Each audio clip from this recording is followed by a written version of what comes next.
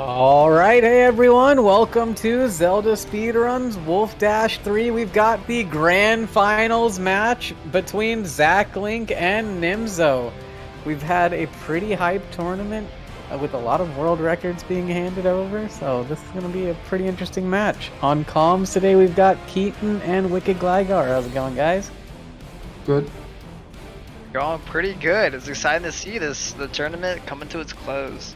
Feels like we've been here doing this for a long portion of this year. It'll be exciting to get this one over with and start prepping for next year's, hopefully.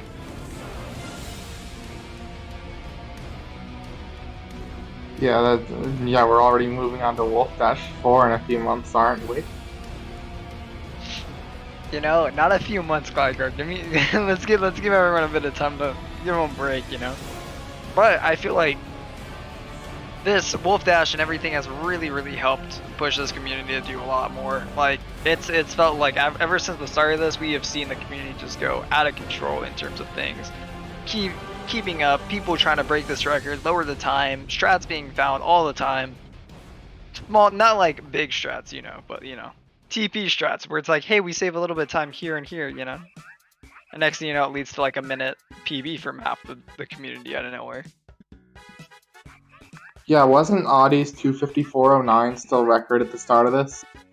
Yes, it was, and we have not only we have seen it be beaten, I think 6 or 7 times now. And 2-minute barriers, and we're almost 3-minute barriers from where we had started from. Yeah, for those in chat who don't know, Marco actually broke the record again this week with a 252.24.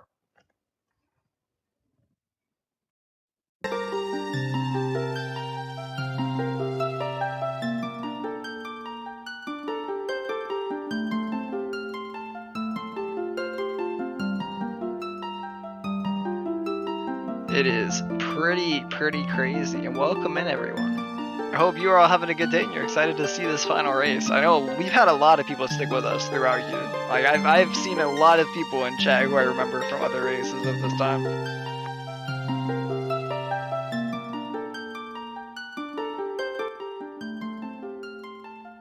Wicked, have you seen some of the new movement that's being used in AG that was found by Zach recently? I love it all. Like, I can do the first room of it pretty consistently. Second room, not so much. He literally messaged me. He's like, I want to make brake sliding mandatory in AG, and then he messaged me I think at like 3 a.m. and he's like, yeah, okay, I think it's gonna be mandatory now, and he sent me like the time save that he'd found through it all. I was like, oh my goodness.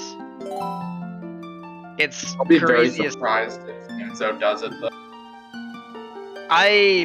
We saw Marco already adapt and change, and I'm not gonna lie, I know Nimzo is a person who likes to change and adapt too, so there might be a chance we see him also do it, but it will be interesting. We see two different versions of AG here when they both get to there.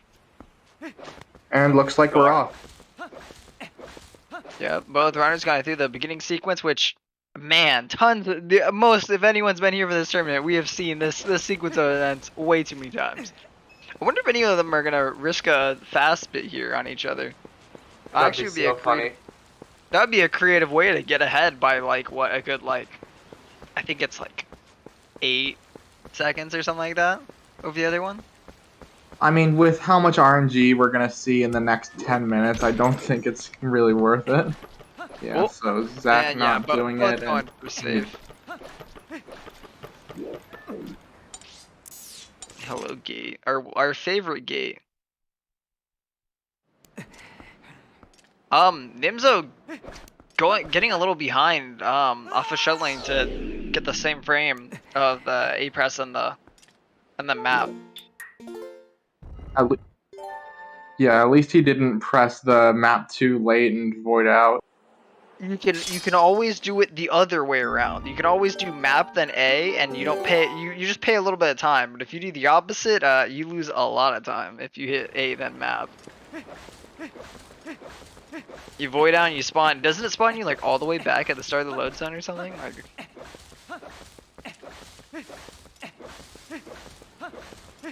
Oh yes, yeah, right at the loading zone before the rock. So that's absolutely terrible. Astronomical time loss. Makes you go through the 40 seconds of movement there and taking your rock and gate RNG all again.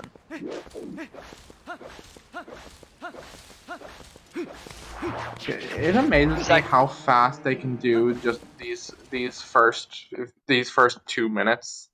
Like they'll be saving 10 seconds on me, and I have no idea where. It is this cave. Actually, Zach dropped it. I'm pretty sure Nimzo's got it. Nimzo's perfect rolled all the way up here. He might have dropped it very recently. But definitely the momentum in this cave and climbing up here. All the chain perfect rolls allows you to continue the top speed that Link has. So once you've started to roll, there's a thing known as A1 drive rolls, and then rolls without like actually using steps to gain speed. Link can have a certain amount of speed before he starts rolling, which is after a couple of steps, and then once you start rolling, you have his max speed rolls. Dropping a perfect roll on a hill will definitely lower the speed quite dramatically, and it changes the time like crazy between like these low times that we'll see them get and, you know, times of like newer people because we're unfamiliar to the roll timings. As we see, Nimzo's definitely caught back up due to rolls. I think literally I think Zach dropped it like the second roll up the cave there, and hey, guess what? Nimzo's knocking on his door again just off of that. It's crazy.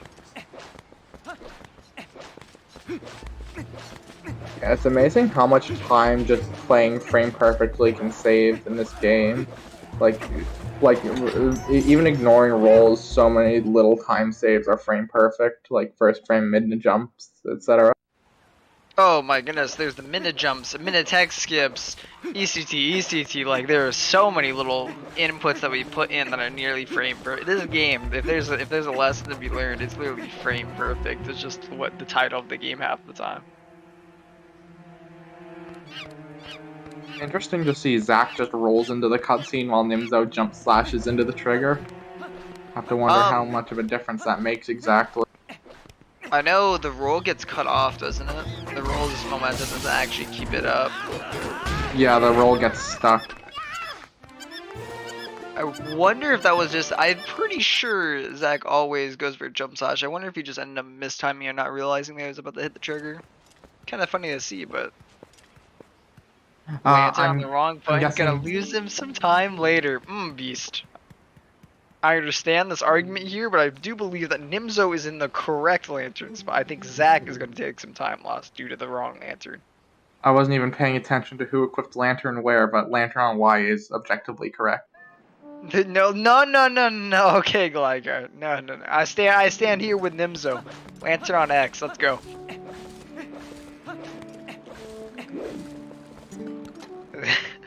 Gligar knows what's up.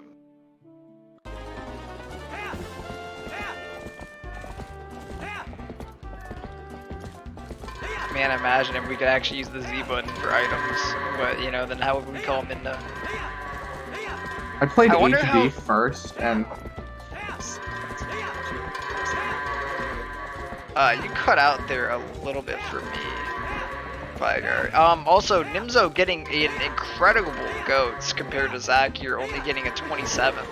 That's not going to be the greatest thing to see there. I didn't see the exact time that Nimzo had, but I'm guessing very close to 20 or even under 20 there.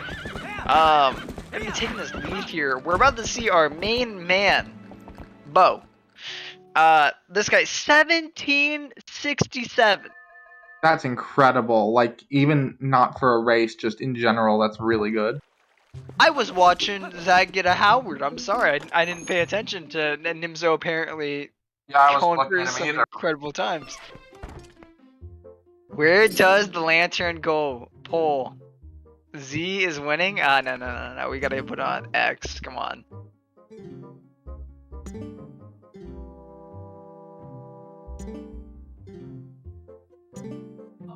Y is currently winning.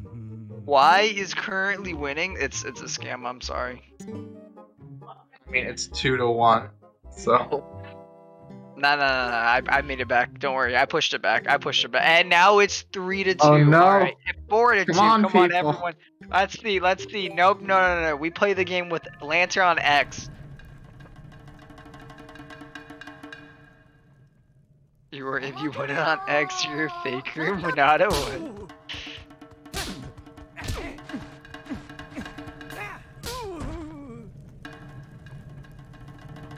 It's so close. Oh. God, I wasn't paying attention to either runner's bow. I'm very sure. So just off of how I know how bow goes, so I'm very sure that bow messed with Nimzo a bit in the first round. Now it's messing with Zach. I'm pretty sure Zach got near perfect, which made him catch up to Nimzo a bit. And now they're both done with bow. We're finally done. Neither of them are having too bad times going out of bow. Like Nimzo with a 721. That's pretty good, in my opinion. Yeah, that's relatively. I mean, man, these guys pull out a better bow than I have in my PB here. A 731 from Zach out here. They're gonna split up a little bit just because of different time they're saving here for just a second. Then they'll be right back. There's about a 10-second difference between these two. By the way, these loading zones that you see through doors, man, it is brutal. If two people are between two loading zones, it does, like, there's a good amount of time it takes for loads. It's kind of crazy how much this game loads.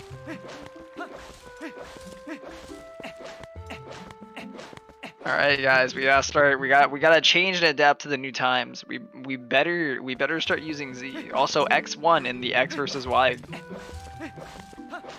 Through 5 to 4. I guess chat's just uneducated.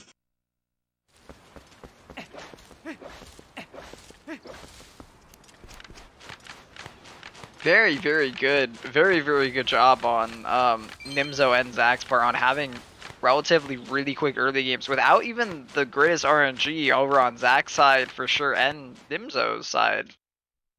Nimzo had a lot better though, currently. Nimzo's had some good RNG out here. At least from the goats and second round bow.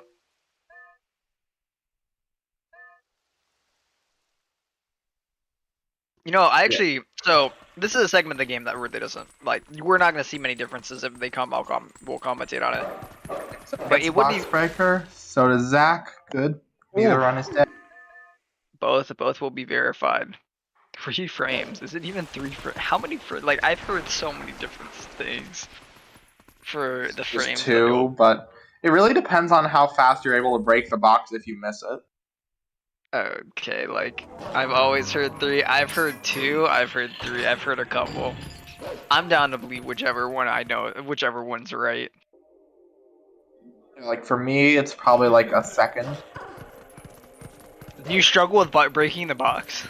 Sometimes, like, sometimes I can break it and immediately digs, like bonk, bonk. I think it's literally like if you do hold, I think you can notch it pretty much, and that can help fix that a good amount. Like I think it's notch up left jump or a notch up left B attack.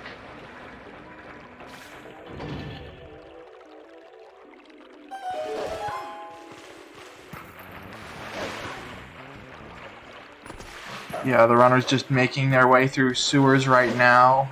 There's not a lot of stuff to worry about, but yeah, there are quite a few frame perfect time savers. We are going to be seeing a crazy amount that's going to be like changing up these two times right now. A lot of them are going to do the exact same stuff with B attacking other things. And hello, Lucas, welcome in. Oh, the big thing I wanted to say is someone mentioned this. Wouldn't it be crazy if GameCube games were on a cartridge? That'd be kind of incredible.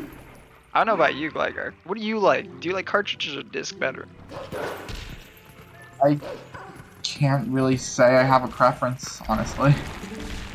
That's an F. I'm a big cartridge fan. I grew up on N64, so I love it to death. And unfortunately, Zach did not get Minitech Stiff there, and I believe Nimzo did. If I'm right. It would have a lot less storage. You know, true. I mean, yeah, I never had a Nintendo 64. I grew up on 3DS with I feel like cartridges is like, I don't know if it would be objectively that they have less storage than disc right now, because we've seen a lot of things like, we have seen chips and other things like that with incredible amounts of storage. They've gotten incredibly better. Like the fact that things like SD cards and other stuff like that have some incredible amounts of storage now too, like shows that they can be done into a port. into a cartridge thing.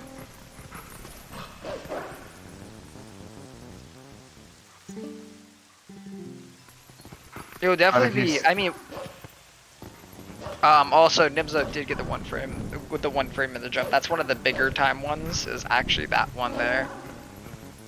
Both of them didn't get caught by mid-text, I believe so too, right?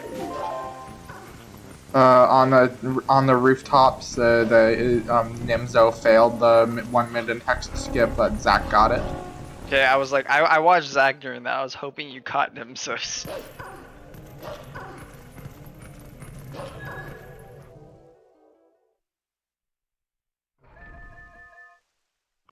Here is the great equalizer. Time for Sword and Shield skip. Hopefully. So last time we had these two races, we saw both fail it, and Zach failed it twice. Let us all praise in the chat that both runners get this first try, and a relatively quick one at that. That was a really good. That was a really good jump attack that we just saw Zach do. That was like right before the trigger. Nice. that was pretty far. Both of them getting pretty good, like Hugo, like where he's standing, so that they don't have to go chase him down in there. This will be an important part. Last time this race it was really hard to see both these runners get stuck over here at this guy for a while. I'm not doing jump attack quick spins. I mean, yeah, Nimzo is showing, yeah, I've practiced this like crazy recently. I don't want to see this happen again. I think Nimzo is already in. Good Great job. Nimzo. That was a really quick one. Zach's gonna take that swing there just so that he can try and push you. Did he just dodge by going to the right of him? That was hilarious, Zach. Yeah, 1335 interferon from Nimzo. Bad Hugo position for Zach. He might save it. Okay, and he's good. Oh, he Alright. No slot. Okay, good for him. Yeah, he definitely went for the right thing there. I was really scared because there was a little bit there where I was like, man, you almost touched it, but he did catch it right there.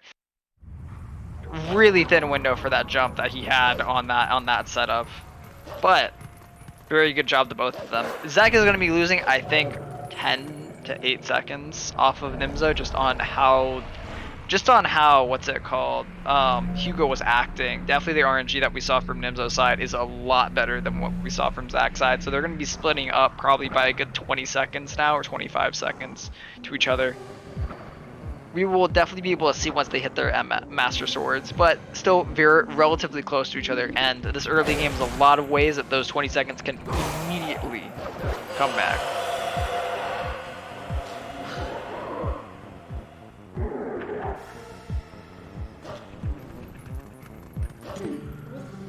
Yeah, comparing their Shadow Beast fights, they are 23 seconds apart. Yeah, I called that really nice, didn't I? Yep, pretty on point. I've watched a little bit too many of these Glider.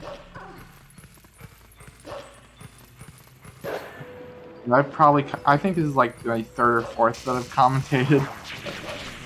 Yeah, not as many as you. Hey, it's very appreciated. I mean, it's a thing of availability, right? And luckily for me, I only had like one class last semester, so it was really easy for me to like fit in everything else. Nimzo just did get the one frame right there. That's gonna be good for him. Let's go. He should just keep going. I think he can make that early cycle, can't he? Yo, nice. Thank you for the raid. ZSR2, welcome in everyone. I hope you're excited for the finals of Wolfdash 3, the Twilight Princess Any Percent tournament of the year. I don't know if this is a yearly thing, Ligar. Is this a yearly thing? Are we trying to make Wolfdash a yearly thing? I couldn't tell you.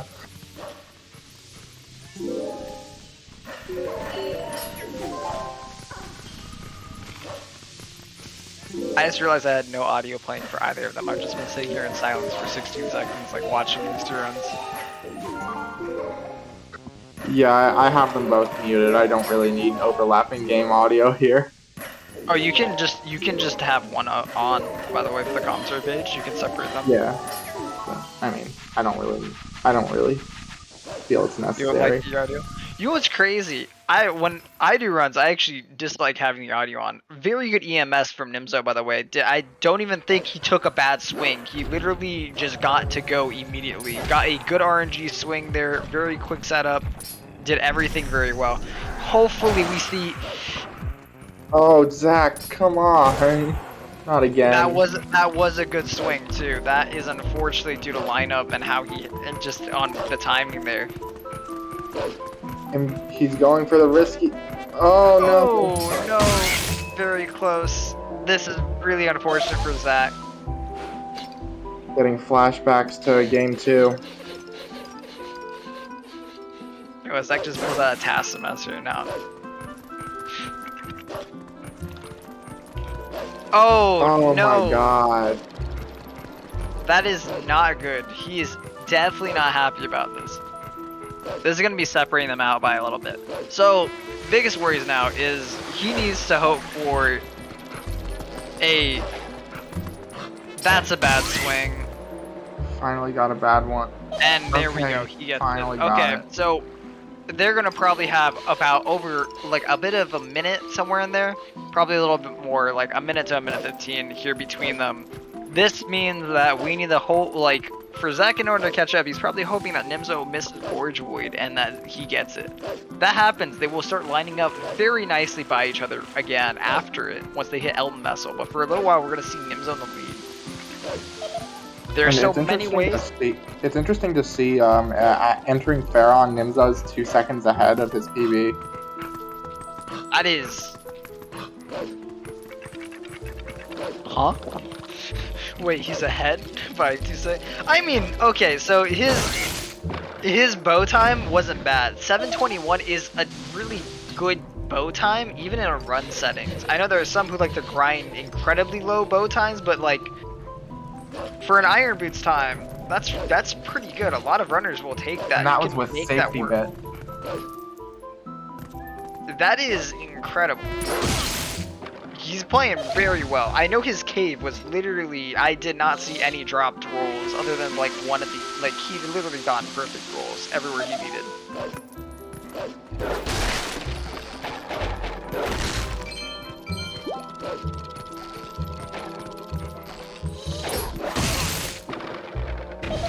We could see some crazy so they're stuff. a minute 20 seconds.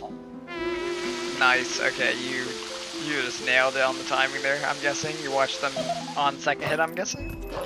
Yeah. Nice.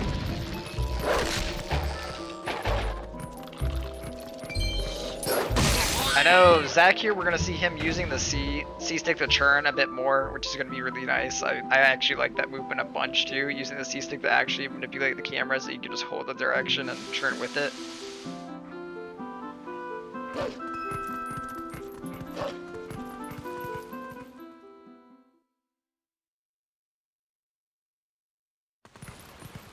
Nimzo about to do, you know, one of the dreaded puzzles of our childhood, if anyone played this as a kid. Yeah, if either of the runners fail this, oh, that will probably not matter at all.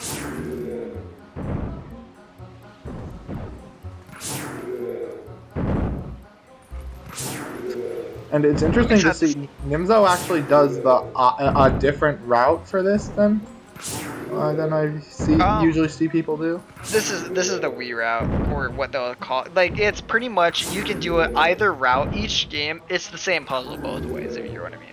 Like, they'll typically associate one with being the GameCube route and one with the Wii route, but both work the exact same. It's just doing the exact same lines, but backwards. Which is fine. Yeah, was Nimzo gonna hit it? No, he doesn't. He has to run. No! Go, Wolflink, go! So close! It was almost a sub 21 Master Sword with safe bit. Incredible job. 4.5 seconds ahead of PV. And Hurry, Jury, and Kana.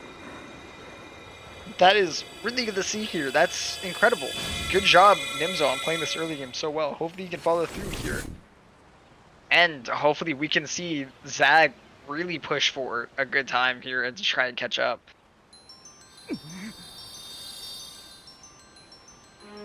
Watch the sand break slides will make all the difference. Honestly, though, like it could be really cool to see if he does. Both did safe bit, Lucas. Yes, both have done safe bit. It's really sad. Without that, without the EMS hiccups, they would have been around 20. They still would have been around that 25, 30-second difference between them. It would have been really good to see them there. Yeah, it still would have been anyone's game. Now Zach has to kind of play catch up. Zach's gonna have to really catch up, and there's some areas that I know he can catch up on, but that it really now depends on Nimzo and how Nimzo takes his game into his hands. Right now, he seems on top of his game, being ahead of his PB and really pushing down for some insane times. A 21:01 Master Sword in a race is extraordinarily good. So yeah, Especially Zach lost another 5 seconds in Grove alone. Oof. He is probably playing a little bit tilted based off the fact that, you know, missing EMS and having another hiccup in the early game is probably going to mess with his mental a bit.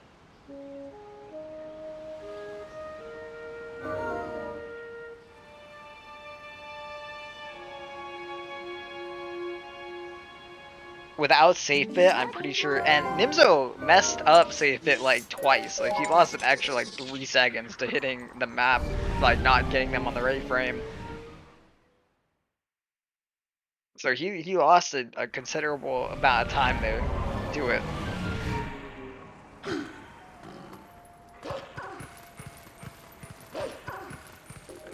Yeah, he lost that bit of time and it motivated him to go get a 251.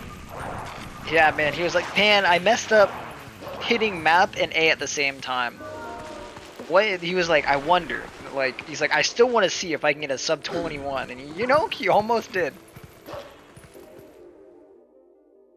Very incredible job, though. It's good to get to see him on this pace. So we've got two ways that this can burn. Two ways this race can go out. Nimzo ends up not keeping up this pace, and the race ends up getting closer while Zach plays catch up.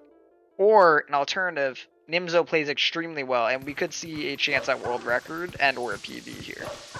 Which, in terms of world record and PB, there's about, what, 4 seconds between his current PB and world record?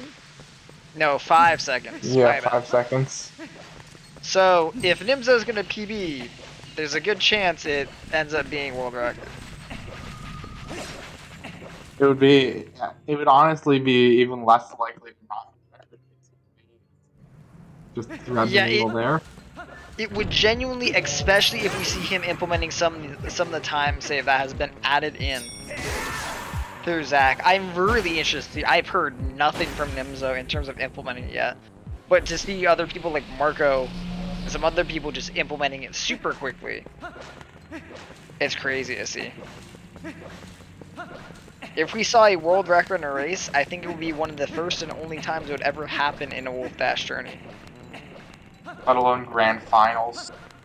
Oh, let alone, yeah, 100%. Took the words out of my mouth, Gligar. And I hope to see Zach keep up, because even with this time, you know, he can still probably PB with the new time save that he has. Even though he's had this rough early game, there's still, I'm pretty sure, a small chance that he can PB, but there is. That save bit always scares me. Wait, why does save it scare you? Do you not know the frames that it works on there? No, I don't. It's pretty much the 2 frames after the first. Like there's like one early. It's really nice. The sword's gonna be like not horizontal, slanted. It's gonna be slanted upwards, a decent, like an okay amount. And then if it's slanted even more upwards, but not fully vertical, that means that you are what's it called, on the late frame, which also works. It's very free. Anyway, Nimzo doing that. And thank you, Lucas. Perfect explanation on how it's gone. This is the final round of this. It was double elim, Zach on winner's side, and Nimzo coming out of losers, who lost to Zach a while in winners back a little while ago. after going for Norgor. Yes, yes, he did indeed go for Norgor. He decided he was a Norgor gamer that day and really went for it.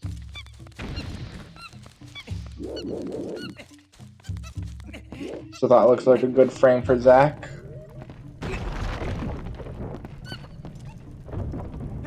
Yes. Alright. If they ever save, that means they got the frame.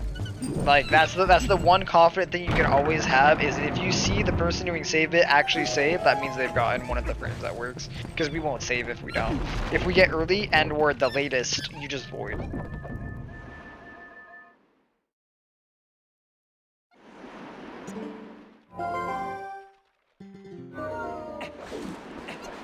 So yeah, I'm curious to see Nimzo's time getting Gale Boomerang, because he didn't go for his spider skip. Spider skip definitely not typically worth it that often. People tend to overvalue that spider skip, but you need really good RNG for it to really make a difference, right? You need to not be waiting on it, if you hear what I mean. It doesn't take that much time to go get the nut and get the extra throw. So typically you'll maybe get a second on someone with decent RNG and not much. Was that 3 hops? It was. That was 3 hops from Nimzo's side. Very good RNG out here. It's not the, yo, Zach? No!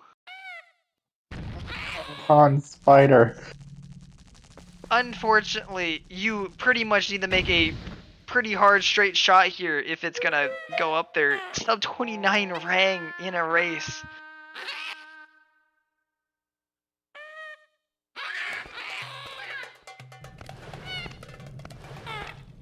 Alright, Zach did get the spider skip, but definitely slower than I could just come from that. That is the biggest risk of going for not killing off the spider Nance, notoriously named Nancy. It is very sad to see that. And Nimzo coming out here with a oh my goodness, a 28-40-47 out here for his boomerang That's ridiculous. time. 9 seconds ahead of PB currently. Alright, Nimzo, keep it up. We're cheering, you got everyone cheering you on. Show us a performance that we won't ever forget here on this stage. Like, there's part of me that wants him to keep up this pace because I want to see a world record, but the other part of me wants him to fail Gorge Void so the race is closer. It is literally like, if he fails Gorge Void here, Zach now has an incredible chance of actually catching up and being able to beat him. If he gets Gorge Void and Nimzo keeps up this pace, we could see a world record plus and or PB, or just literally another insane. Nimzo's already broken the whole stereotype. People didn't think that we would see a 53 in a race, period. If we see a 52 in a race, that's going to be incredible. And Zach got a 3-hop ook too. That's good. Very good RNG from our ooks out here. 3 hops this time. Yeah, why not just go and beat Marco in a race? I meant for like ook hops, because he got 20 the other day. He was saving the 51 for the race, if you get what I mean. Like, Nimzo just had it in the pocket, you know? He's like, I just wanted to wait until the race, Wolfdash Finals. He got it offline a few days ago, so we saved the recording. LMAO, imagine. It would be incredible to see another minute barrier be broken in TP, because it's been, what was the last time we've had 3 minutes in a year? 3 minute barriers be broken? Because I think it's been, some fat time. The year TP came out. The year TP came out. Nice. Well put, Tiger. Well put. I think it's literally, it makes 2021's already been outstanding for TP in terms of popularity, hype, the amount of runners that we have, the amount of amazing runs we've seen, the amount of growth we've seen in this community. Just because this is the finals here, so many people in this race have PB'd, push for PBs, route changes, new ideas being brought everywhere. Tons of people have been helping out in terms of routing the new AG route, finding time save in Hundo, any percent, and all these different routes. We've seen this community literally grow and become even better than it was at the start of this year. We're hoping to keep it up too. The year is still young. I started Wolfdash. That's about it. Zach hitting the midna trigger. But he has that good backup strat at least. Let's see if Nimzo got Gorge Void.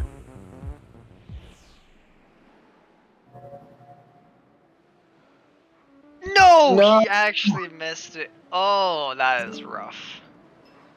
So sad, but now Zach's back in it. Zach is now thoroughly back in it. Will probably be around, depending on how this goes, 20 to 30 seconds between each other. That is unfortunate. I do not believe Nimzo can actually world record now.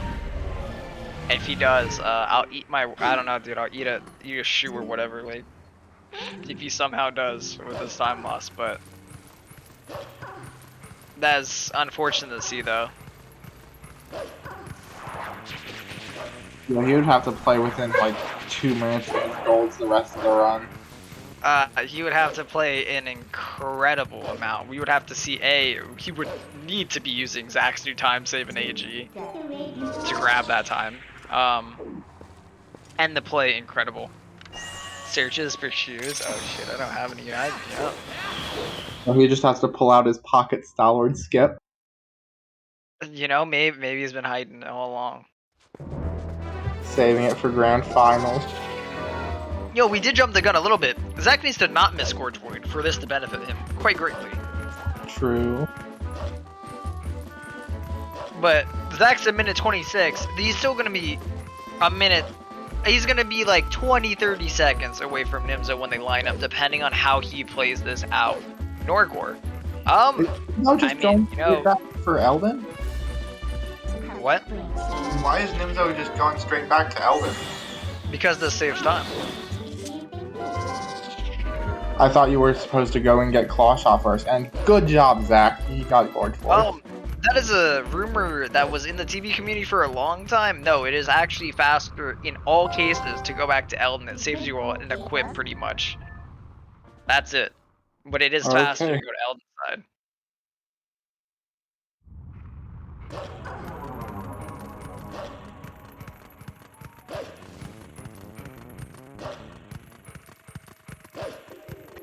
Yeah, I was thinking it would save a warp to not go back immediately, but I guess I'm wrong.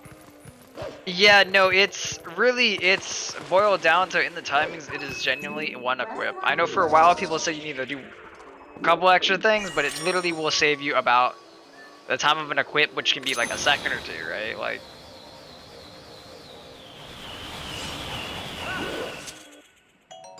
dang, so Zach has taken the lead.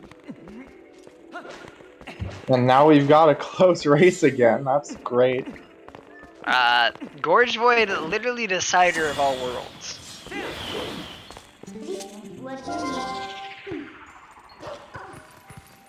Yeah, I'm really happy for Zach right now. It is nice to, oh, and that was a bonk and a half. You know, I'm really happy that wasn't a bonk that led to him hitting the trigger. That would have been, ooh. So sad. That would have been quite the way to, you know, 07 Zach here. It's not too bad of a time loss. You could definitely make it up and not have much of an issue, but it would definitely be a weird time loss to have in here. You know, like, it sucks to see we're no longer gonna be like, ooh, world record pace, but you know, it is good to see a close race instead. Now we get to see Nimzo get a 253 without Gorge Void. You were about to see both of them get 253. Let's see both of them push their times down as fast as they can.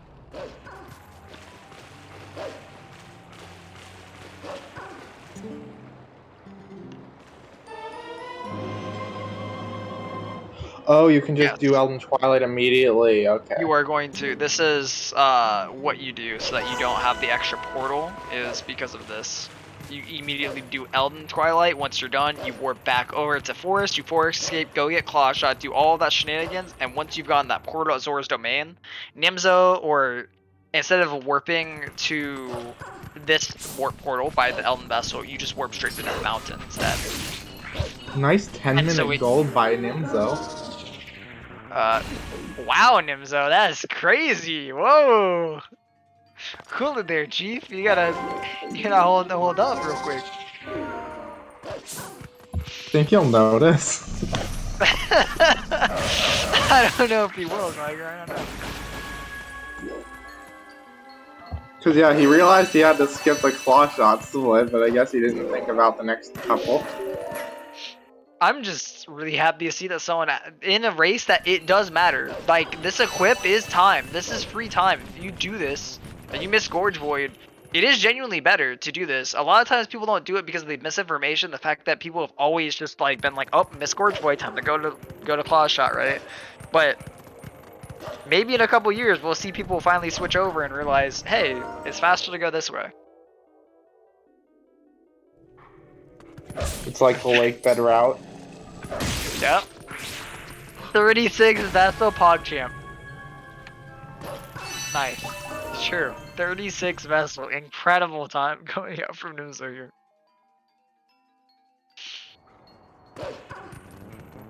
I know for a lot of people, it's probably... I know a lot of people avoid it to mess with their splits, but for a lot, it would probably... Like, it will mess with your splits pretty bad if you do the Elton side, right? Because you're gonna have your Elton Vessel, like, crazy messed up. But then again, you can just skip this. Zach struggling with this gate clip. His angle is really bad here.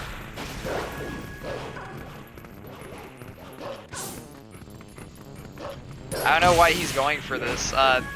I'm pretty sure that angle wasn't the greatest for it, making it a lot harder for the clip in. Though that gate is partially RNG, but I don't think he just rolled really badly there. Not different routes, Puppuccino. They are on the same route, just different. Just after missing a trick, you can do different, you switch up the route a bit. It's what every runner pretty much adapts to in Twilight Princess. We have a 1-frame trick that you can only do once, and if you don't get it, it's about a minute and some time loss. Yeah, I guess it's kind of a different route in the sense that this is a backup route you have to switch to. Yep. Short answer, yes. Long answer, no. It is still the gorge any percent route. Looks like a good pillar clip from Zach. This is definitely going to be one you don't see many people do just because of how long it was spread that this wasn't faster, but it's good to see someone take some initiative in actually doing this. Good pillar clip there from Zach. He's through. Though we're going to be seeing him lose like a good like 15 seconds to the Lenny Root gate clip. Nimzo doing Wolf Bomb House skip. He has this set up pretty nicely. Yep, and here we go. Good Yep, jump. very clean. Good movement. Great job, Nimzo.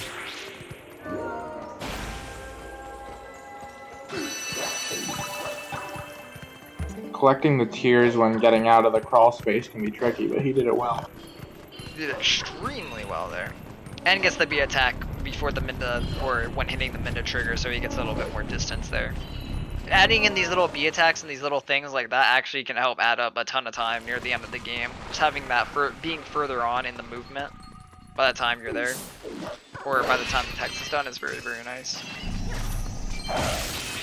Good hit on the bug, gets it to immediately go. I don't know if that was his doing or if that was just very good RNG, but I think he angled it so that it was going to do that anyway. These bugs are dependent, so there's 2 bugs in the game that are dependent on how you hit them. They're trapped, one's trapped in a pot, one's trapped in a box.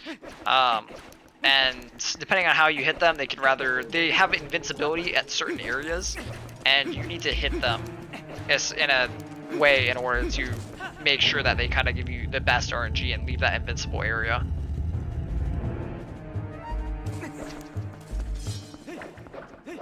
Yeah, and sometimes the bug just won't go into the right spot where it'll lose its invincibility, and you can lose upwards of 10 seconds there.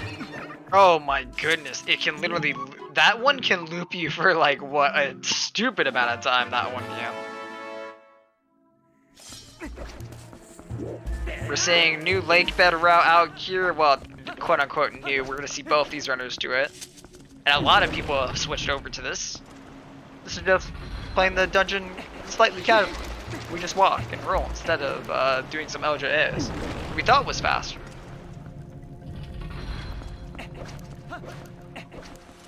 Although it does have the trade-off of making the boss key skip a little more precise. It's very much similar. The two things, they don't change too much. The biggest thing that's probably a scare is the jump down. And a couple of us, I want to see about trying to see if there's a setup you can do, because if you get a very good jump, you can pretty much turn around, B-attack, and you'll immediately do the slide. Which I think could be dependent on like a specific role. I think it would be cool if we actually learned that, because it could probably do incredible things with that. Yeah, we see Zach now doing Deku Code, where you need to slash his tongue 10 times to kill him, and you can very precisely do all 10 slashes in one cycle. So we'll see him go for it here. It's very nice because we have the... Oh no, he did a combo and he missed it. That really sucked to see.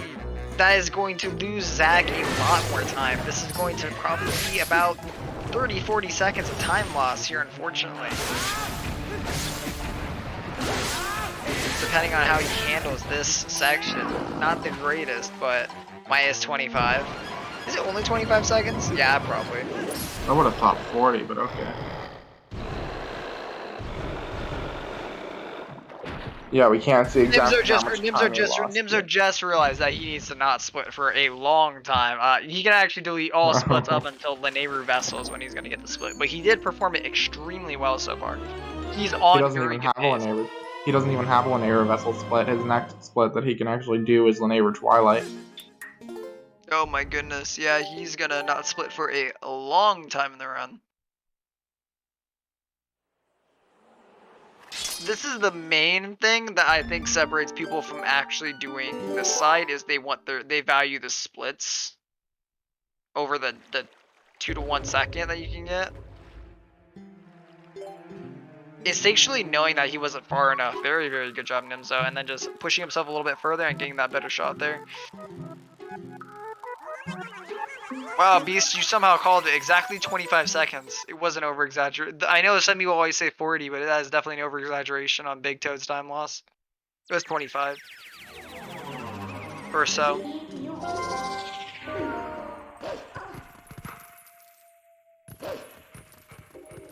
So yeah, for the one cycle, the strat most runners do is you do 5 2-hit combos, but if you start a 2-hit combo too soon after the last one, then it'll trigger a 4-hit combo, and that is too slow to get the one cycle. Oh man, Nimzo buffered for me, but he's back now. That's good to see. Very good Lanayru gate clip there. Going on through. Yeah, he buffered for me too. We're gonna see him literally copy paste over what Zach has done so far. Hopefully not missing anything to keep up this pace, because he needs to catch up now, pretty much.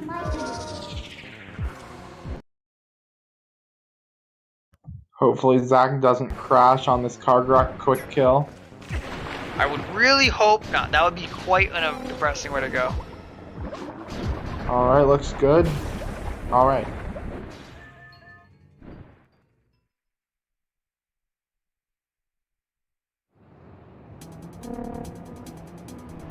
Hello, Nimzo's lawyer. Nimzo is committing split fraud. He accidentally split 10 minutes early for Elden Vessel, and he made us think he was on sub 240 pace. Yep. He's a couple years ahead of us, actually. He just thought that he was much further. Like, everyone thought he was much further than he was. It's okay. We've been corrected now. Nimzo is going to sue us. I think Nimzo's the one who would be sued in this case, Beast. Not the other way around.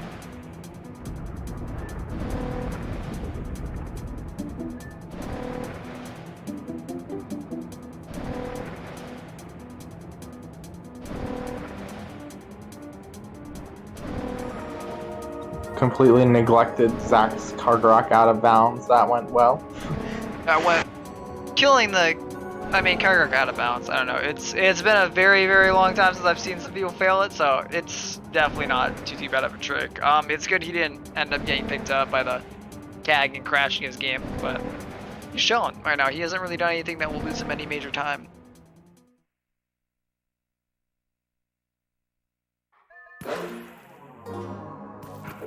Nice pause after the cutscene skip.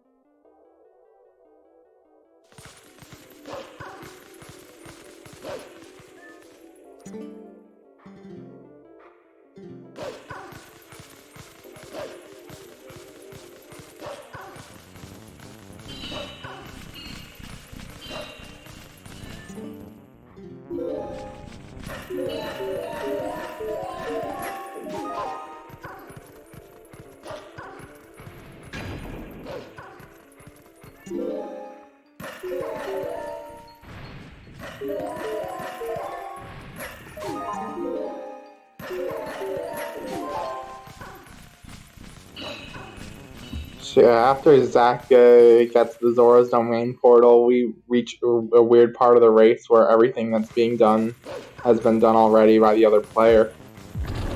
And yes, exactly. The new Lake Bit route is literally just, it's all rolling instead of doing LJAs, we now do rolling. Actually, there are no more LJAs in here other than this one we're about to see Nimzo do here to get over to Big Toad, Big Frog, whichever you call him.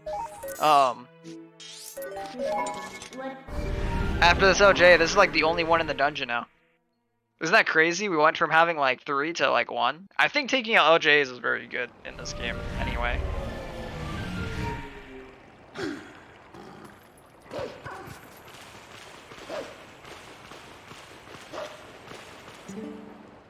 NVIDIA Shield. I know we have.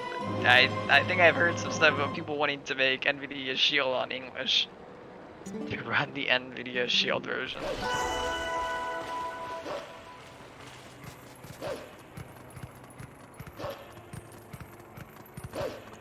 Honestly, I kind of want to see runs on the shields. That'd be really interesting. Yeah, we really don't have many NVIDIA Shield runners in the community. It'd be quite interesting to spice it up a little, you know? Like, Shield saves minutes on loads, doesn't it? Shield saves time on like a lot of the crazy things. I thought Shield was the... Isn't Shield the fastest? Am I crazy for thinking that? But I'm pretty sure it may be. Like, you lose time for not having a back in time, and to not having map glitch, I believe. But then you also save all that time on loads. And also for all dungeons, you get fast ceiling walks. Beast, you reminded me we do have the 2 LJAs in the starting room. You know, we could take them out if we wanted to play with the Helmosaur. I don't think anyone wants to play Still with an that. LJA. You know, yeah, that is true. It's just an enemy LJA instead of a boomerang LJA.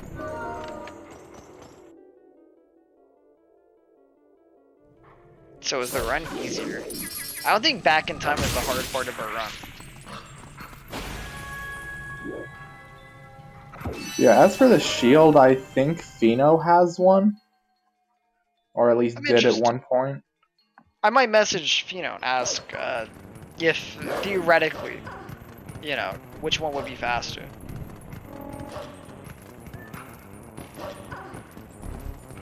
Don't speak of the Helmosaur LJA.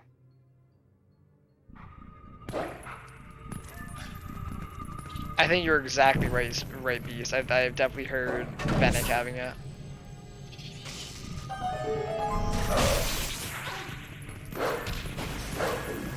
Also interesting to see, these 2 runners actually have a language difference in the games currently, where you have Nimzo on German, and Zach on, Zach, no.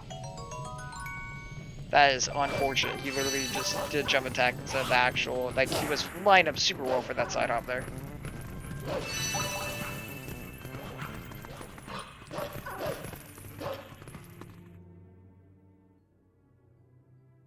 That yellow ruby is important to Zach. He likes to skip a red ruby chest later on in the run, and Arbiter's Grouse can help add up even more time save in Arbiter's Grounds. There we go. My mind blanked for a second.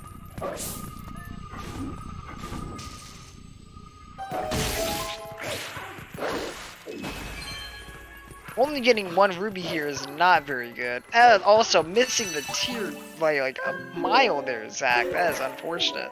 I feel like he's still really tilted from the beginning of the game, and I think he just needs to get his head on straight. I know he has stopped looking at the race so that he doesn't like. I know he used to like participate in watching both racers, but he definitely has stopped that in recent date. He really just needs to get his head in the game right now, and hopefully not be tilted off the whole EMS thing, because that's definitely been messing with him ever since then. Yeah, Nimzo got a pretty clean card rock too, so we're just a few minutes away from seeing the 2 runners converge again. Who's ahead at the minute? I would give my money on Nimzo right now, because Zach did not play the last couple splits well. Yeah, just 1 cycle dagger toad mainly. That and just overall movement hasn't. The Lene route, he lost 15 at Lene route gate clip. Like it is probably not the greatest right for him right now on those 2.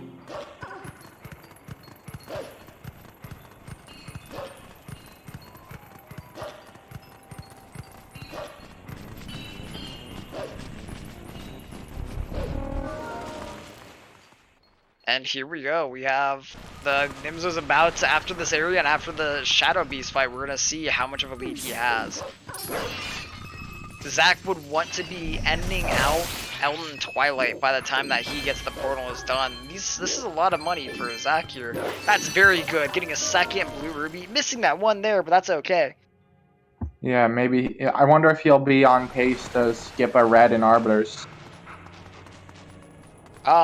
Definitely on pace, 100%. Can guarantee he will probably be doing it.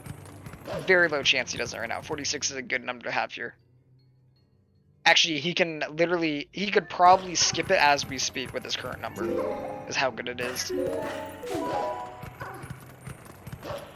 Also, welcome in, Mega.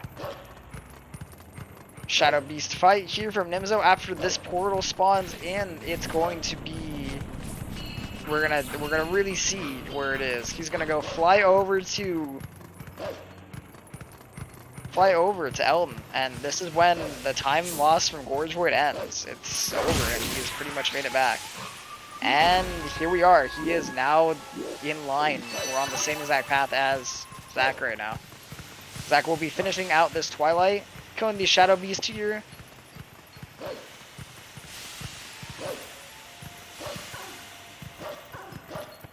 Yeah, so Nimzo loading into the Death Mountain at 54:24.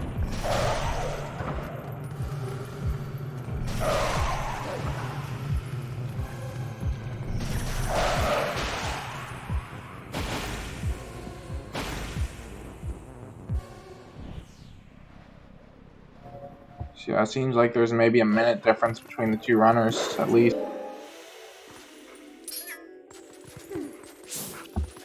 Zach accidentally hitting the mid trigger instead of attacking the bug. That is rough. He's making a lot of mistakes he typically does not make. I'm very sure. And gets hit by the steam there, making him even more behind here. This is rough to see. Nimzo is taking a big lead right now. Nimzo needs to skip the split because he doesn't split here right now. No, he's almost done Elden Twilight. What are you talking about? Yeah, sure, he's almost done. He's a little behind on it, but, you know.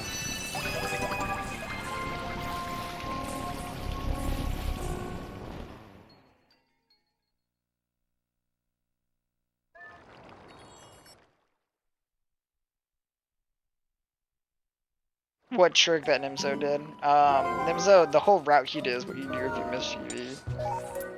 Right now, this is when they have lined. This is now Zach is also on the exact same path. We're about to watch them do the exact same things, one by one. Zach being a hefty amount behind right now, over a minute 45. A minute 45. Dang, Liger, you are on top of the timings here.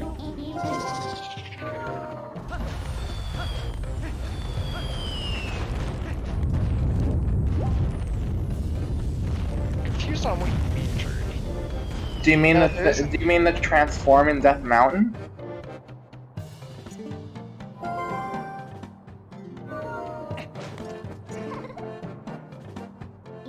Can Nimzo PB?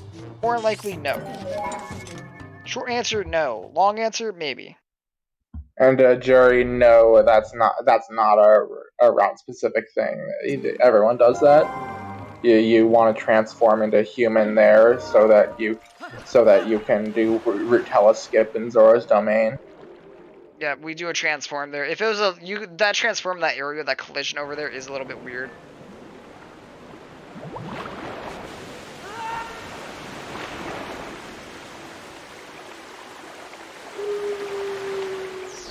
Oh my goodness, that little hop. Falling into the water there is the worst thing. I would have lost him so quite a lot of time there if he had. I the ESS shirt he had there with Wolflink. Now we're about to watch both these people do all Lenny Root Twilight. Nimzo is still not realizing that he needs to skip his Elden Twilight split. Hopefully we'll see it soon and we can tell you how he is according to his splits. But we don't know until he actually realizes. He might realize soon that, oh, I need to skip this and then I'll be lined up. Very, very good if he does.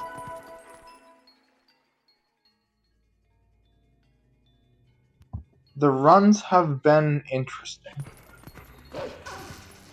And they're definitely interesting. There is a decent gap between these two runners right now. Nimzo about to go for waterfall side hop and lands it. Nice job, Nimzo. I think that was a really, really close to be. That was one of the earlier 3 frames, I'm pretty sure. But very good job to Nimzo there. So yeah, basically Nimzo missed Gorge Void, but has otherwise been playing pretty cleanly, and Zach got Gorge Void, but lost a significant amount of time on EMS, and missing one Psycho Deku Toad. EMS, Deku Toad, overall movement, Leneru gate clip was really, really bad too. Like, there was a lot that he has lost time to. He's been bleeding time in almost every split now, which isn't too good. A lot of it's a very silly mistakes.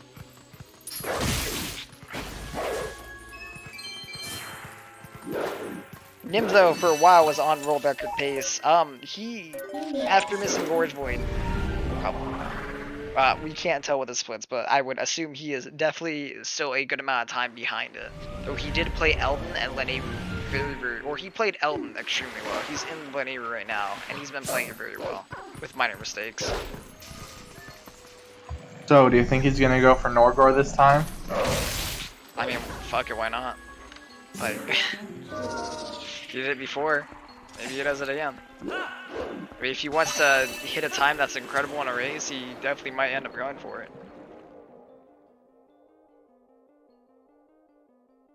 I don't think we're gonna see any one bombers. I don't think that's gonna be popping up. I think we're pretty good without it. Good waterfall side hop from Zach. Yep, Zach also getting it. Very good from both runners. We're Happy 1 hour mark. Oh my god, you thought you took the words out of my mouth, Flagger. We are an hour in now.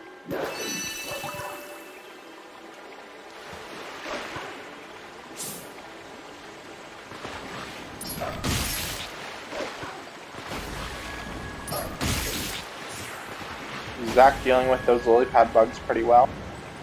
Yep, relatively good lily pad bugs. Definitely could have gone worse. Nimzo taking good direction to keep the camera down to reduce lag, ECT, ECT. We do a lot of strats in this game to actually reduce lag in these areas. Zach doing a back hop instead of a side hop, could be losing a little bit of time to that, but like I've said, he's bled out time to small things like that all around, which is definitely the reason why he's put himself way behind Nimzo at this point.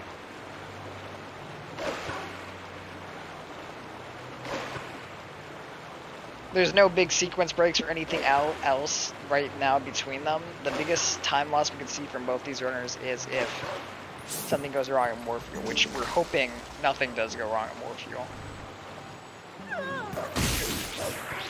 Zach with 53 rubies, he's definitely in an extremely comfortable spot to go not get the ruby. Yeah, I just need one of the blues and a random green from a stall child. It's good. Yeah, and that the chances of you getting a green out of the stall children in the final po that we kill room is like extraordinarily high. It's literally inhumane if you got none. How's the race going across here? It's going pretty good. Unfortunately, Zach has bled out a lot of time to different things like EMS, Big Toad, and movement overall. Nimzo missed Gorge Void, Zach got Gorge Void, but Nimzo just overall played very, very well.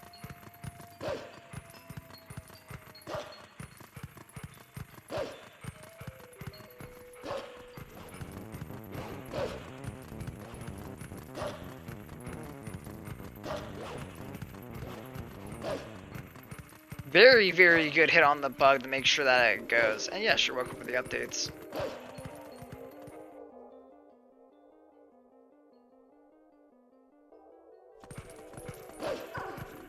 In terms of Nimzo's pace, I'm pretty sure he's still very much on pace for 53. I don't know about the 52, but he could still be on that too. It's unlikely, but it could happen. He threw out the skip a split. Oh hey, Crosser, this is probably something you'd like to know. Nimzo missed Gorge Void and did do the Elden route instead of going Lanayru. So his splits are really messed up, but he did save that equip. Good Shadow Beast fight from Zach over there. Yeah, Zach is a minute and 49 seconds behind entering that Shadow Beast fight. A minute and how many? 49. Ooh, you almost see 2-minute gap between them. Unfortunately, now Zach is looking for Nimzo to make a major mistake on a section like Morpheal or anything else like that. You never know with Po 1 skip, or honestly, all of Arbiters could go wrong. Everything. Nothing is safe.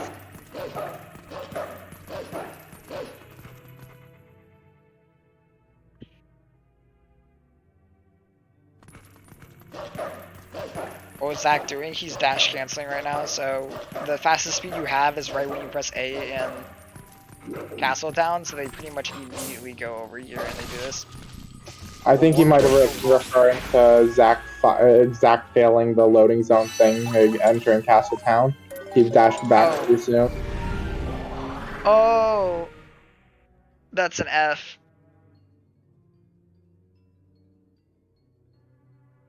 Yeah, it looks like Crosser, actually, is going to go for one of the runners. Our current world record holder, Marco, does do the new move in Arbiters and did get some really good golds and times in Arbiters using the new movement. I have no clue if Nimzo does it, but if Nimzo does, it would be pretty insane. Tide pull, time for ADN to gift 1 million subs. It is pretty pog. We have seen some people adapt immediately to new stuff being found, which I welcome more than anything else. Change in this game is good.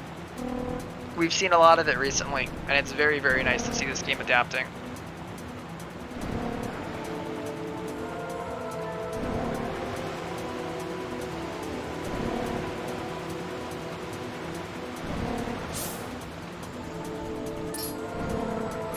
Nimzo has had a pretty clean boss bug fight. Got both quick hits, and we'll see if he gets the bonk. He does, of course.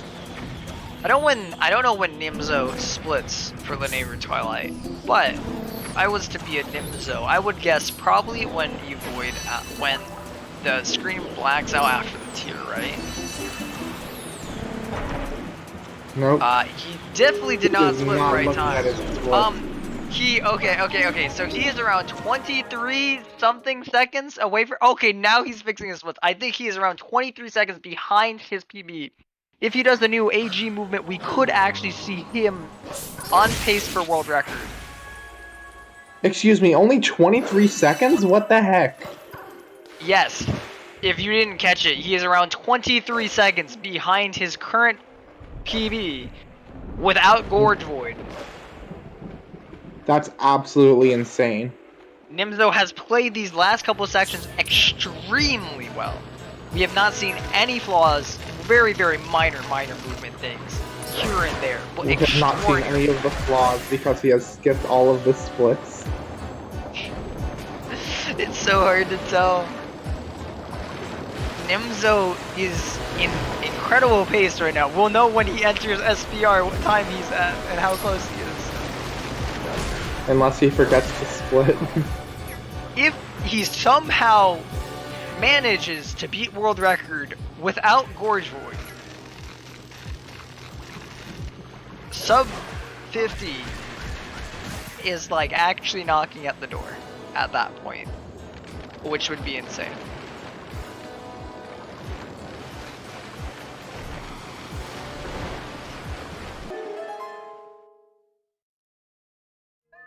Zach, using the camera to the beat there, I like it. Feel like this is gonna be a cast your jinx, you know? I'm sorry, dude. I like to cast some spells, some jinxes every now and then.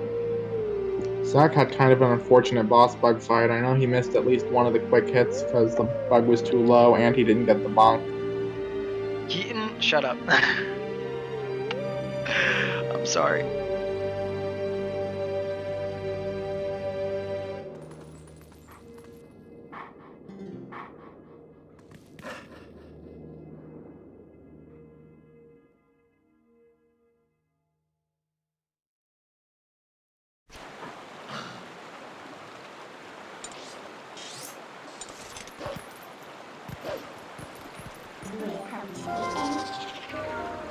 Now, Right now- will we see Nimzo go for Norgor? He goes for Norgor, you know, Nimzo, hats off to you. That would mean that he is very much on pace to be. I would be quite astonished if Nimzo goes for it. If Nimzo goes for Norgor, my mind would be exploding at this very point. He doesn't even care about winning, he just wants to flex on everybody by getting Norgor in a race.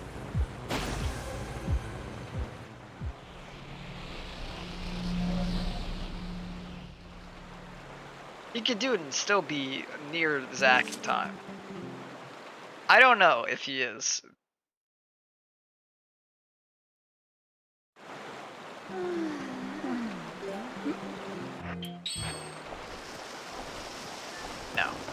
No, he's not. Yeah, not he's going dropping bombs. If he does not drop, if he starts dropping bombs, that means that you know. What did I just watch Zach do? Risky lines. Risky lines and little hops for a little bit of time.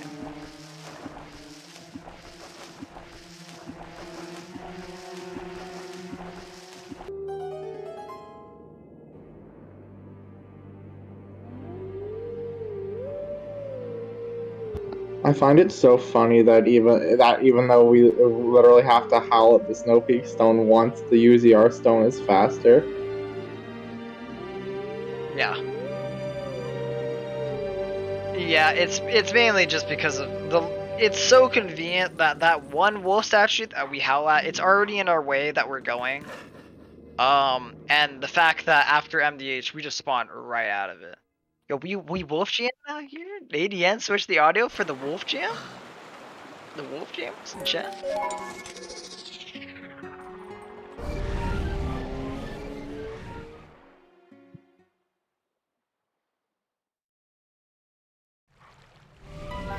Now, real question.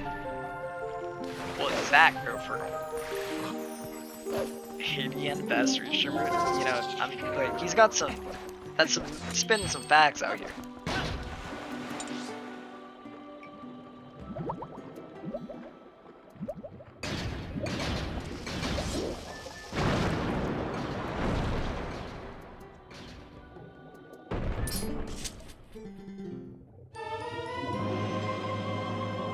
And there we see one of the with German time saves where the Goron bomb bag text is instant rather than having to wait for it to scroll like you do on English.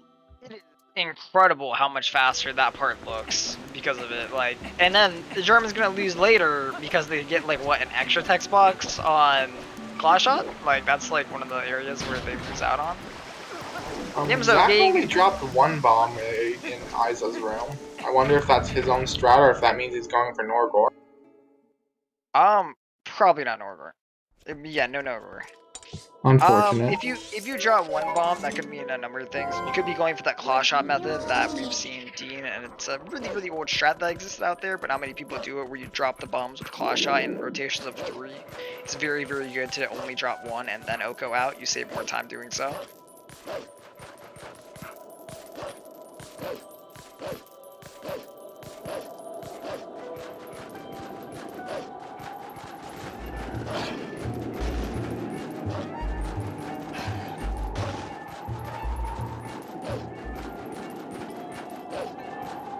Up here we have Nimzo doing map glitch. If anyone needs an explanation about map glitch, raise your hand in the chat. But I feel like most people understand how this thing works. It's gonna be Howlin'. We're gonna have another wolf jam in a second. Just a minor one though. Just a wolf solo, actually. Raise your alright crossers. So how map glitch works is we we open up the map and call Minda on the same frame. So we hit Z and the map button at the same frame, warp away, and then it gets canceled by the Minda call.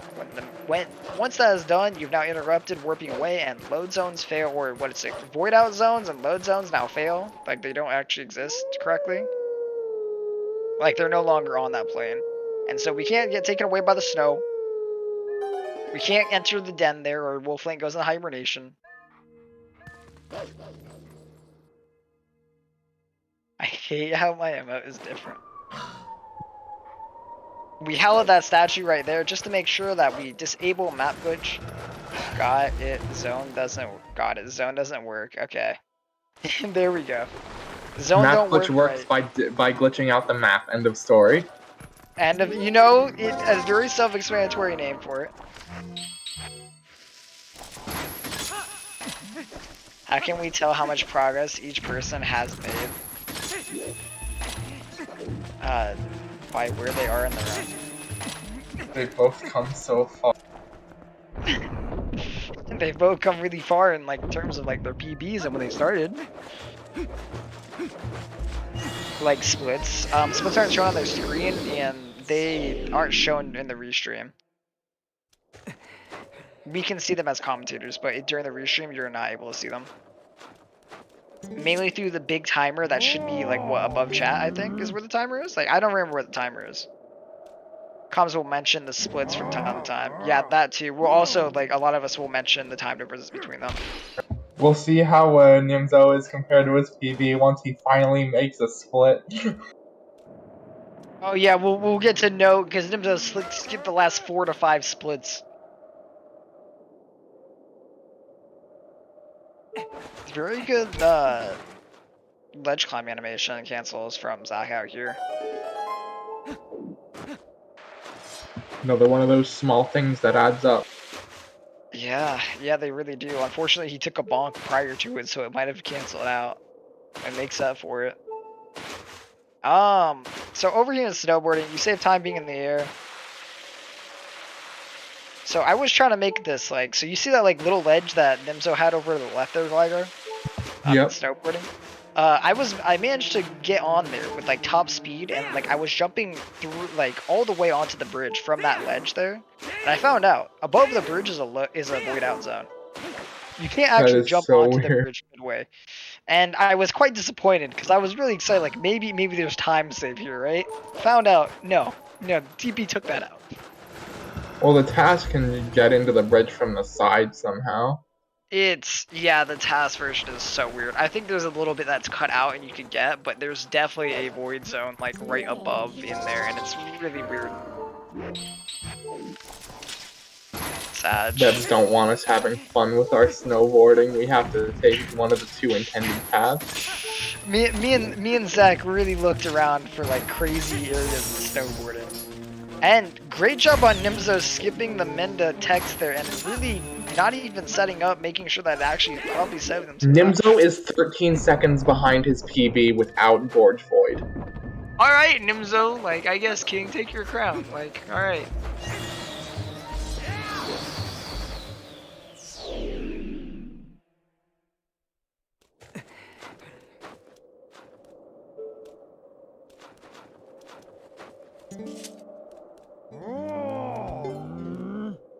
So all those gamers to reset the Gorge Void, by the way, take notes. Take notes.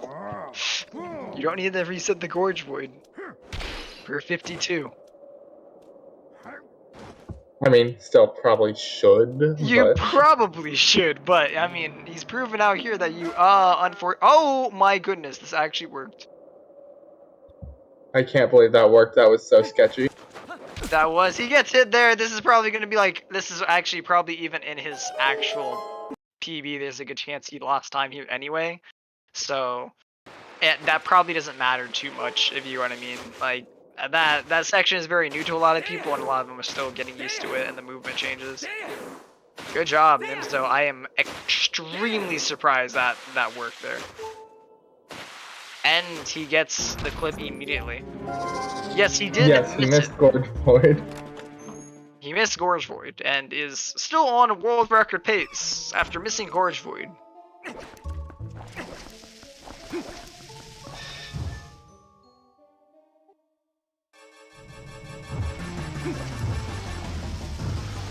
Do you know how good his Morpheal was in his PB? Absolutely no. This is probably he just lost maybe like half a second to a second. They're not actually in the jump spin, but very good there. Made it through SPR very quickly.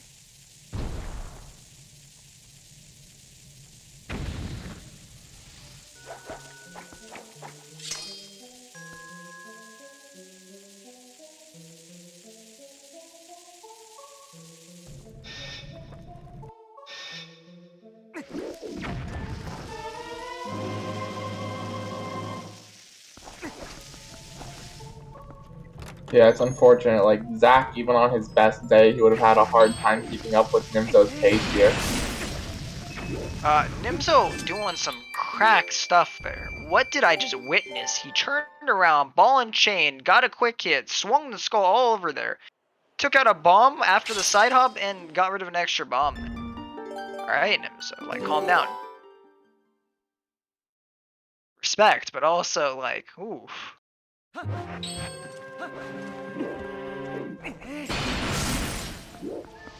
Very good for Nimzo right now. He is on a world record pace, more than likely. I don't like to say that loosely, but he genuinely probably is. He lost a... Did he forget to split? Yeah, he forgot to split. Come on, Nimzo. Help us out here. Nimzo, like, home, like, can I, like, be your personal splitter or something on your, like, stream? Just, like, hit it for you?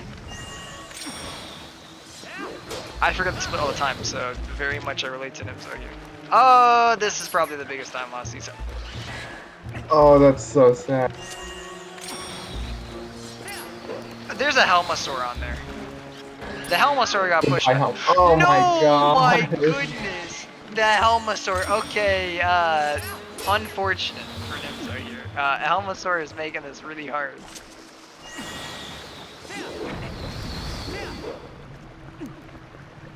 That's gonna be probably 20 seconds. That was a good 20. Yeah, that hurts.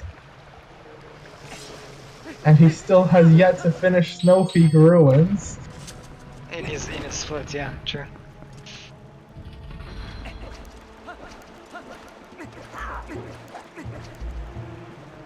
God, does he ever look at his splits?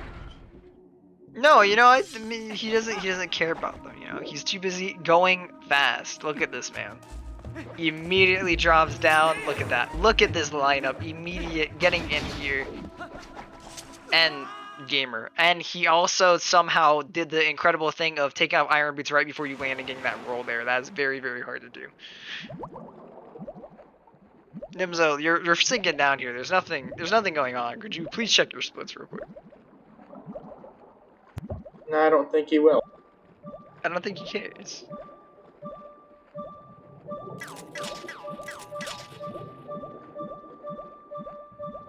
Yeah, probably gonna be about 30-ish seconds behind here, even if he gets one bump.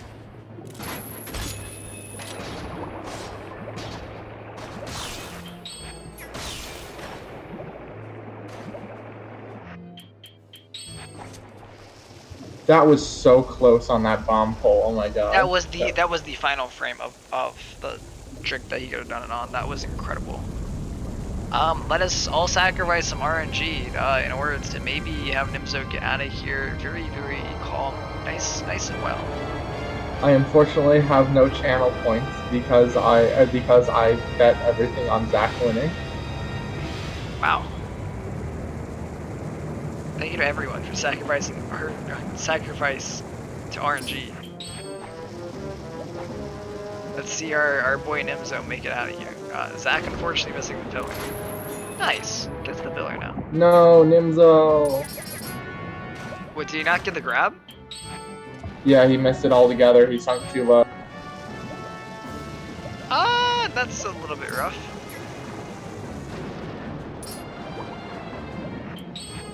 It's probably not the worst. You can't even go for one bomb here. Zera's not good. He's I gotta go for a 3 bomb now. Though it's not gonna be too bad. It's Trez's fault. Yeah, we can't blame Trez. Yeah, blame Trez. When are we gonna get the praise Trez command?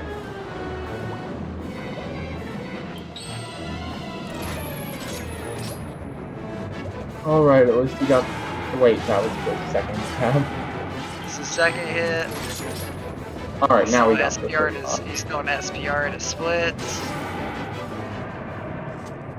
Yeah, he's gonna end up probably like 40 seconds behind now.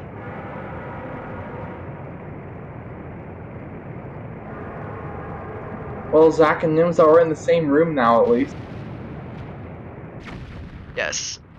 Unfortunately, this is like a 3 to 4 minute room.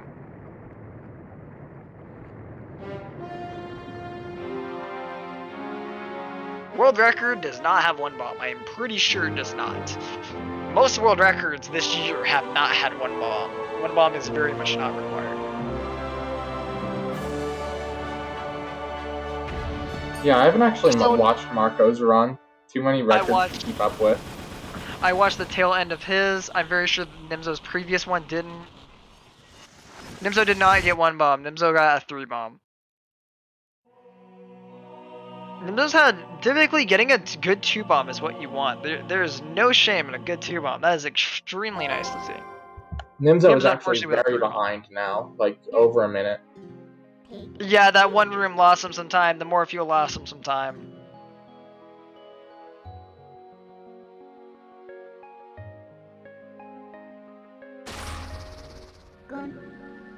Yeah, Nimzo's gonna be about a minute behind, and I don't know if there exists the time to make that up. We could see it, but I'm doubtful. Yeah, his best possible time here is at 2:52:15. He would have to lose less than 15 seconds to his golds for the rest of the run in order to world record here. It would be quite incredible to see that. Depending on if he has the new movement in. Yo, let's go, Zach. Good 2 bomb. Catching up.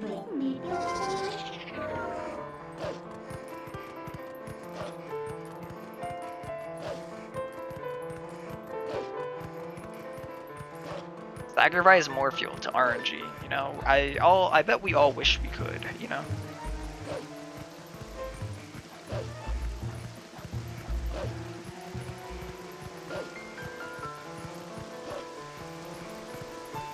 I mean, theoretically, with AG, he could gold if he does the new AG move, which we don't know yet.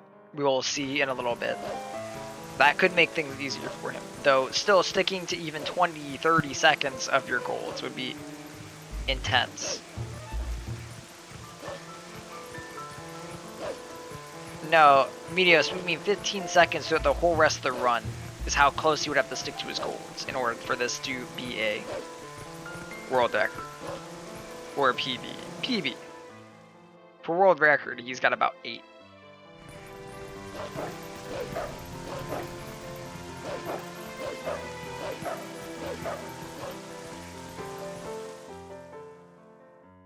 Dean strat, we're probably going to see a Dean strat. I think a lot of people have converted over to that new Poe Room strat, but that does not mean he's converted all of us move over in AG to the new version.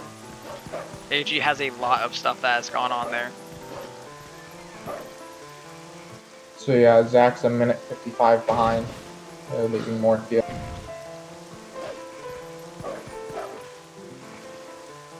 unfortunate, does not get catfish.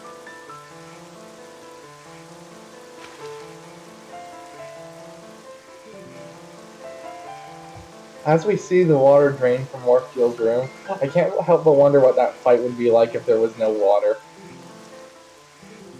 Reset the race, Pepe hands. You know, true. Is it really a race if you don't get catfish? Is it? You have to get either cat glitch or death sword skip. No in between. No, death sword skip isn't even a meme anymore, and I'm sad about it. Yeah, it's just what we all do now. We're just all told, yeah, deal with it. Here's a death sword skip. Take this L. Live with it. Unfortunately. Personally, I have quite a distaste towards it. Like, I've actually been getting it consistently in practice today.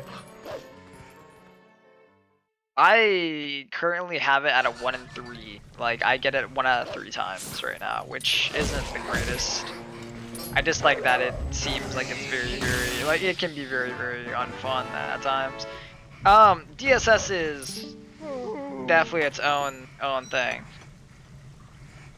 Definitely try it out. It will be it's quite hard to get consistent with it. You can definitely get it within 2 tries relatively fine, but it's definitely brutal. At that point, you're losing like 30 seconds or something. Yeah, it really depends. There's so many scenarios that can go on. You can also manipulate his RNG, stuff like that. Will manipulate him pretty much by using the new rule, the roll strat thing. Which there's a bunch of cool stuff that ends up with DSS, but that trick is big 1.5. Also, F to Zach, also failing a cat glitch, SMH.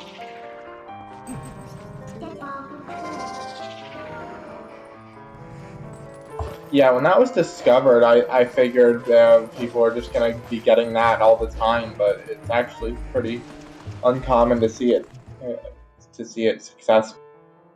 Its frame window is like severely small, and you pretty much will always lose time if you openly like are setting up for it, which you could make it consistent if you did, right?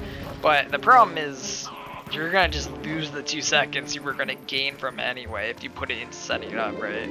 So typically we just see people like freeball it, and it makes it very inconsistent when freeballing, but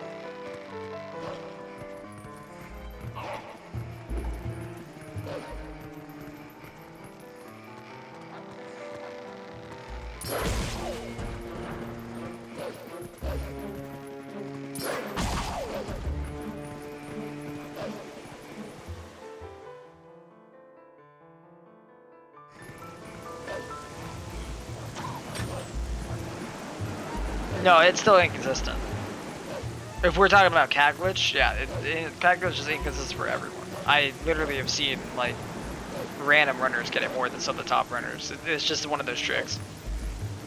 The entire game's casual plot. I can do like a brief. That's unfortunate for Nimzo. He waited this. Yeah, for DSS top runners, they get it quite very consistently. All very top runners get it very consistently.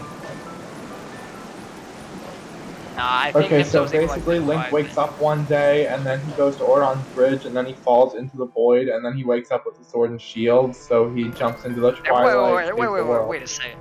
Wait a second, Liger. I don't think that's how the game normally goes. No, I'm pretty sure that's how it works. Is it? I know there's that one girl that Link likes or something like that. Like there's some characters in here we're missing. No, she's not that important. She's not that important. Like, she's kind of there for a little bit, but you can just run past her. I mean, true. The only girl that's actually important in this game is Minda.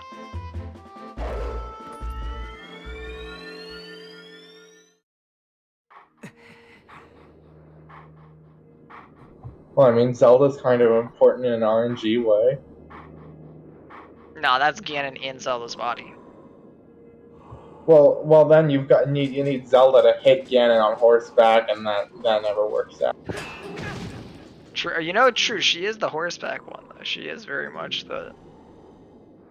And then she like her jaw opens up when we kill Gan. She's like, "Wow, this clown actually did it. Look at him."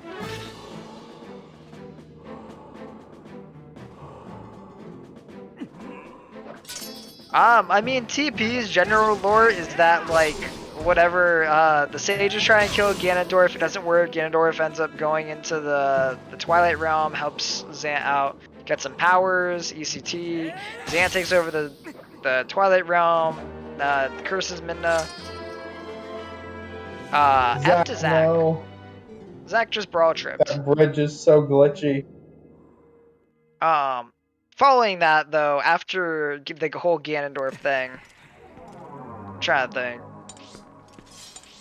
Zan takes over. I have no clue what else really happens. Ganondorf and Zant do bad things and make muck of Hyrule, dousing it into the Twilight. You save it from the Twilight. ECT.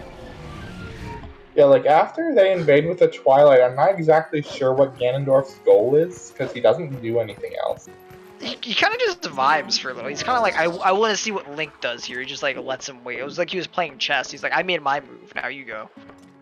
Then 3 hours later, he's like, oh god, he's here, and gets stabbed. Yeah, pretty much. The whole wolf thing is something in the Twilight lore. Unfortunate. See, that is why you put your lantern on X, everyone. Right there. What we saw. I knew you were gonna say that. That's what we learned, everyone.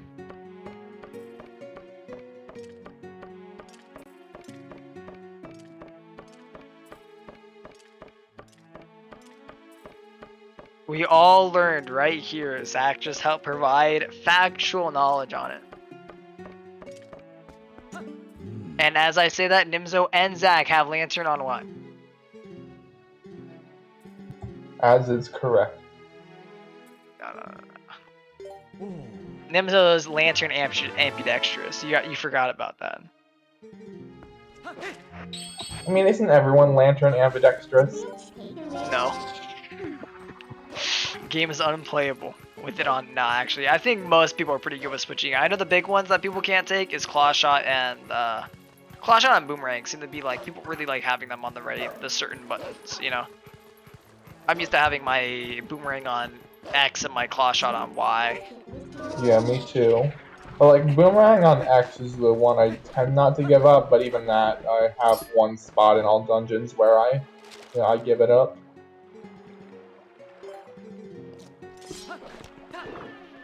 Rang on A gang. Nice. Sounding true. You know, you might be on to something here. Why can't we have items on B in this game? I wonder. You can have it on Ocarina of Time and Majora's Mask. You can put items on B. I wonder why you can't do it in this one.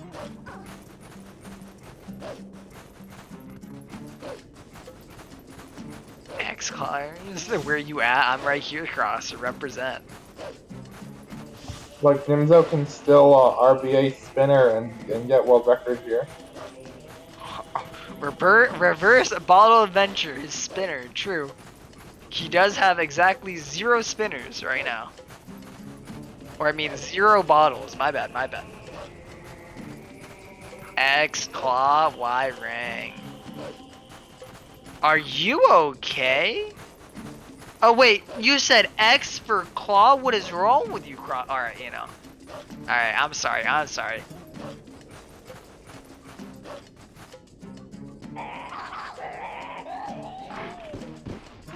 If you're wondering why we're allowed to talk about shenanigans here, there is nothing crazy going on. What you're about to watch is very, very normal movement that you could do pretty much yourself. You could learn a lot of this movement. I mean, other than we're about to take out a ball and chain here, which you probably wouldn't have at this point.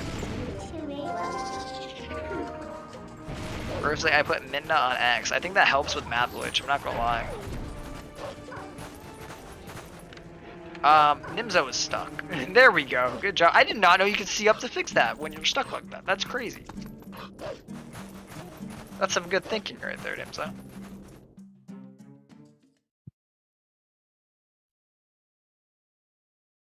Well, you know, it's been a good year for Wolfdash. You know, imagine how many times we've gotten to see Fire in the last couple of months. I feel like I have like a personal connection to this guy now, Glider. Like I see him like almost daily. At least 3 times. Yeah. Jury, there is a glitchless category. I mean, it's called bug limit, but yeah, it's basically the Yeah. same thing.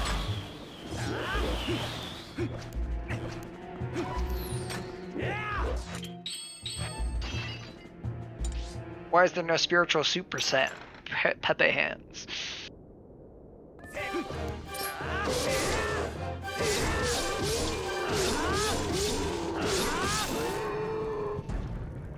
There's no glitchless category because we like to go fast in this community. Pepe hands, Pepe hands. You know the route would be quite crazy, Crosser. We actually have it defined now. Nimzo representing X-Claw Gang. Nimzo betraying my trust and being an X-Claw Gang. I can't believe this. My day No, absolutely ruined. Honestly, I do want to see a glitchless category that's like the loosest definition of glitchless. Would LJAs be glitches? Okay, yeah, LJAs, but not super jumps. So like, I want to see Wolfos jump early snow peeking glitchless. Wouldn't Wolfo jump be a glitch? Nope, super jumps aren't glitches as long as they remain in bounds. But that one specifically is banned for some reason. Because no one likes that one. Because that was not fun, Gligar. Have you seen when it did the HD? Let's go look at it. HD was a fun time, and now it's a Pepe Hands HD. They would learn to have fun if it saved 10 minutes or something.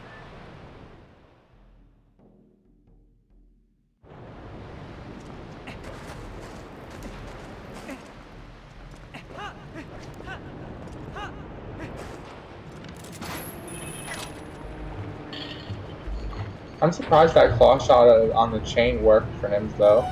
Looked really hot. Me too. Have you ever gotten that Boldorn to stand in the way of the chain there? I have.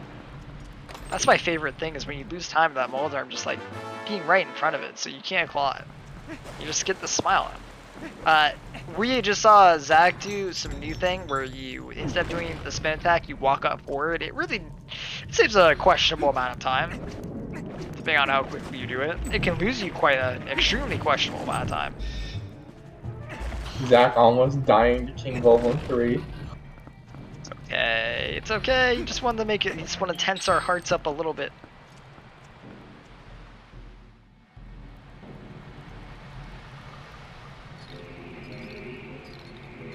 But we'll see how Nimzo does with her one skip, because if he fails that a couple times, that could certainly let Zach catch up a bit.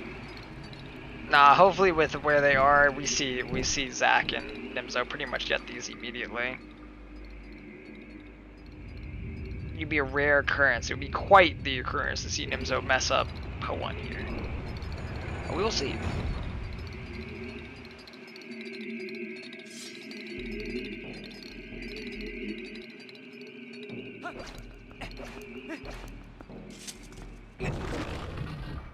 We've been focused on Nimzo for a good amount of time. Zach has been... Actually, he did lose time in MDH, so he lost time. I was about to say, he's been playing relatively well, not losing too much time. And he did for a little bit. Very good P1 from Nimzo over here. So, I would like to draw our attention over to Zach for a moment, mainly just because we're going to see a lot of different movement coming from Zach over Nimzo here. Zach has been one of the... Zach is definitely one of the pioneers for new movement and AG, and we've seen a lot of stuff be changed up because of Zach and the different movement that you can do here. So he's going to cancel using that lever and get the roll before the cutscene plays, ending him up way further. He is saving time here, actually. I believe that's like 2 seconds? 1.5? Something like that. It is very nice right there. That is something that Zach has implemented. Now, we're going to see even more crazy stuff coming from him in a little while later. That's the first cool thing that we're doing. Just want to draw everyone's attention to that. I know when we're about to see even more crazy stuff come out. Yeah, that's frame perfect. That's impressive. It's frame perfect, but it's pretty free because even if you're late to it, you just can't drop it. The one thing you want to do is never be early. So it's not too bad.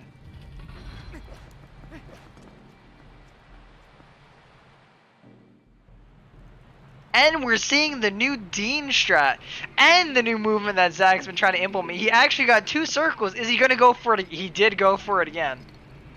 You can actually, so Zach found that out from Task. That jump attack there that you do on that Poe can save a major amount of time to around 2+ seconds on the Dean strat, and definitely a lot more time over the other strat we used to do in this room.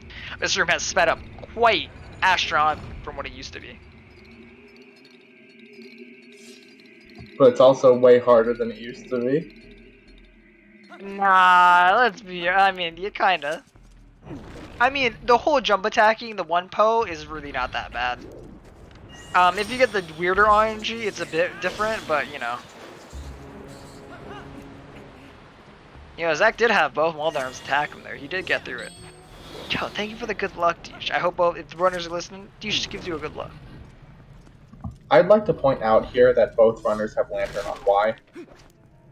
Alright. Hear me out.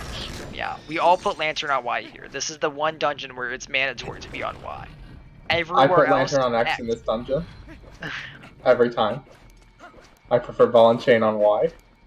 Actually, I've heard a petition that Zach is a Moldorm in this dungeon, by the way.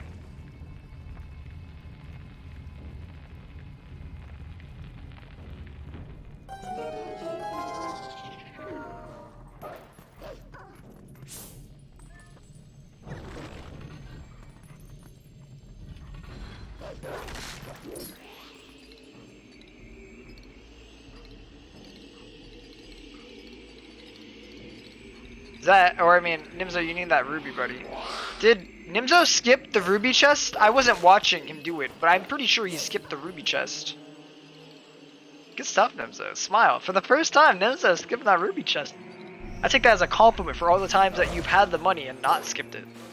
In front of my face. I put the lantern on D-pad right. Alright.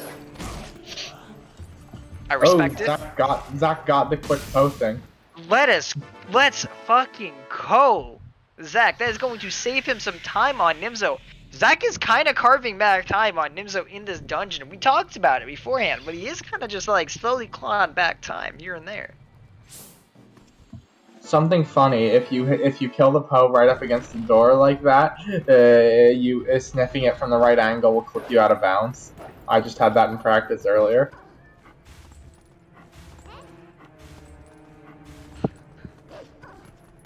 Wait, what? I was about to say, let's commence forth. Wait, what? Is that what I said? I didn't hear. I don't think I did. I'm just very happy that Nimzo skipped the red. We also saw the movement of Zach skipping the red ruby chest.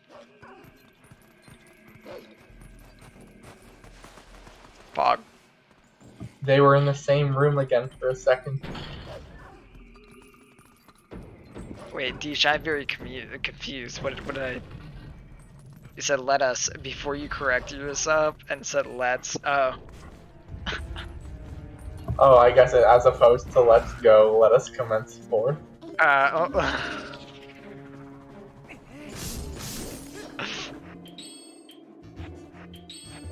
see what you did there, Deesh. I now understand. Zach picking up the extra ruby there. He's skipping getting that one. Oh, he missed getting that 1-5 is what happened. You can get the one before the boss key. It's not a big deal. No, he's counting on little rats, the little guys over here. Okay, understandable. There's a high ratio of them. Nimzo is wasting a lot of time on this Poe here. Also missing out on money too. Didn't really get the money they wanted. That's not gonna be really fun. He can fix that really easy. So I tried messing with Zach and asking, do you think we could ever figure out how to get these Bob-Obs to like push us towards the door? Like, because it would save time. Like where Zach is, like you could technically have the... See how it pushed him closer to the door? Yeah, that was cool. Yeah, you could technically save time there, but like how do you do it? You roll the dice, you pick a card, you know, but you know. It's pretty hard. And getting the speed rat. Thank you, Remy, for allowing Zach to proceed on with a time save here. Zach is on a very good pace here in this AG. Rat jams. Any rat jammers in chat?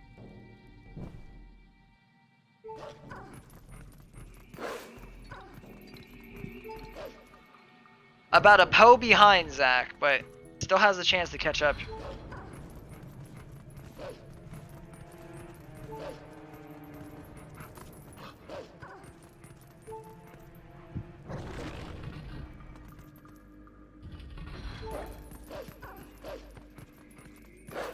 Let's see if Nimzo does the human movement here. It looks like he's going for it.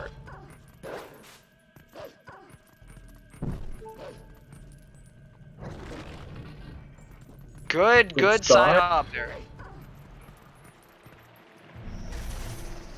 Very good execution here, and the brake slide to top it off. Beautiful, Nimzo. Throwing out the new movement. Oh, Zach, you died. No, Zach took a death here. That is extremely bad to see. And the brake slide movement over here. Nimzo. Let's go, Nimzo. Let's look at the new input. That's actually something Zach made here. Unfortunately, Nimzo gets stuck here. He's going to have to waste another bomb. And I don't even think that one's going to hit. He's going to have to waste another bomb. Unfortunate. Yeah, he only has one bomb left to use. I'm not sure. Zach is getting beaten up here in this corner. Zach, that was a really rough death. He was saving a lot of time on. He was actually starting to catch up and carve out the time. Nimzo didn't even kill that one guy. Nimzo is now using the claw shot here. Fails to get the claw shot multiple times in a row. Has pretty much remedied Zach's death here, and then some. Unfortunate for both these runners. They're really just took some big hits. Both of them did. Nimzo better be careful he doesn't die to Death Sword. Nimzo takes a death here to death, so we may be seeing Zach catch up really quickly here.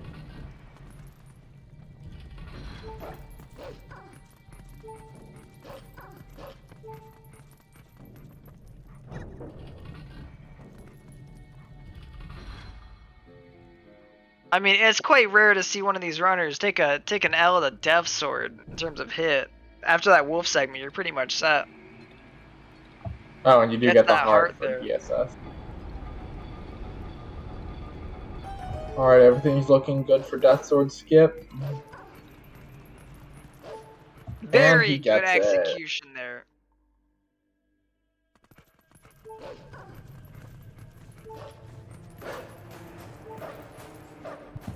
But yeah, Zach entering the Poe door like about 2.5 minutes behind Nimzo.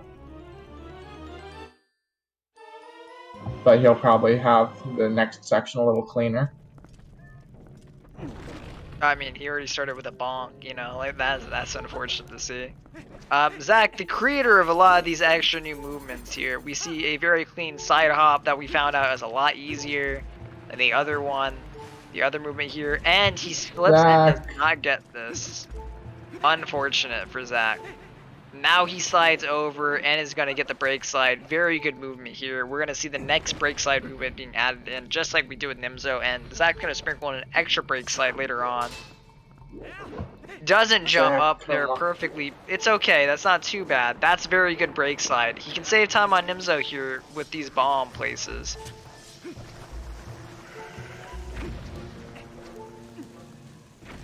Alright, looks He did kill all of them, I'm pretty sure. He did, but he's gonna be pushed. Like, what happens if you're on here with the spinner? You know, that's not the worst. I thought it was gonna be a lot worse.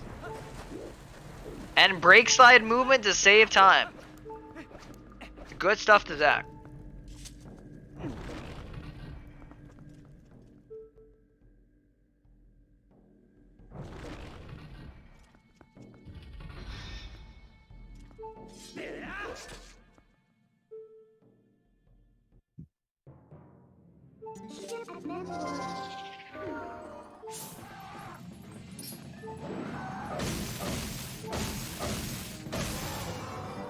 This is the new time save that has been found, that has helped out with new runners getting. Actually, this is definitely what helped contribute to Marco getting his new PP.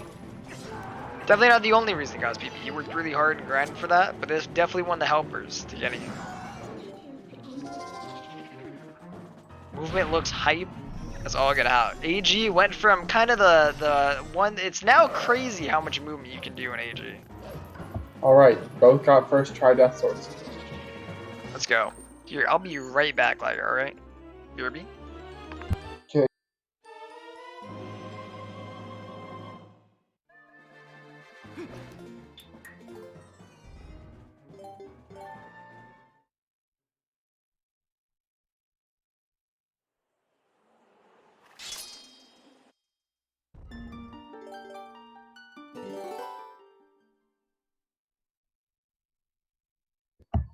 So yeah, looking at the two runners' spinner splits, they are 2 minutes 24 seconds apart, and that is going to be hard to make up without a major mistake on Nimzo's part, like failing a Rolfo skip several times or something.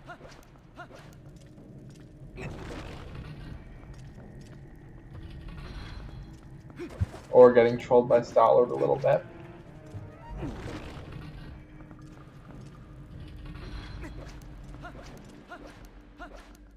Yeah, you're right, just about 2 minutes 20 seconds.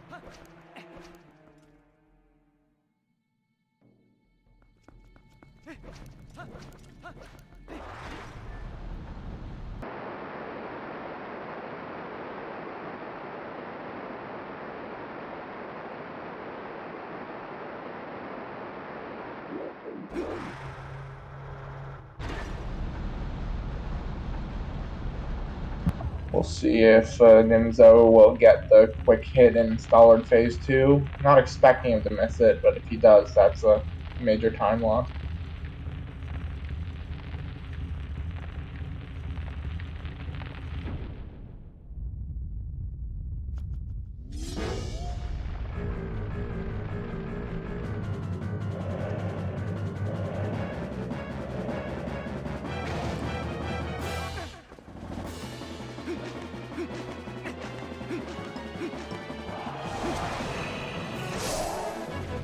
Very clean, quick hit.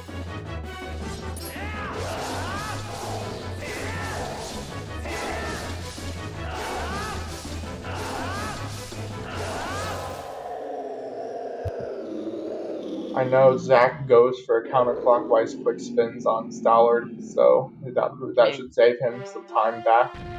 He goes for clockwise spins. Clockwise are the ones that actually work. Or the faster ones. Counterclockwise are the slower ones. How did Stallard go? How did Nimzo Stallard go? A little bit slow in Phase 1, but not too bad, and Phase 2 went well.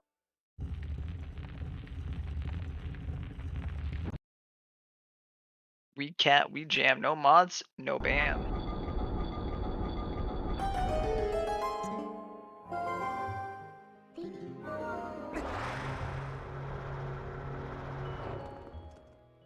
Good Phase 1 from Zach. Yeah, that was really, really good. Do you wanna people riot? Maybe.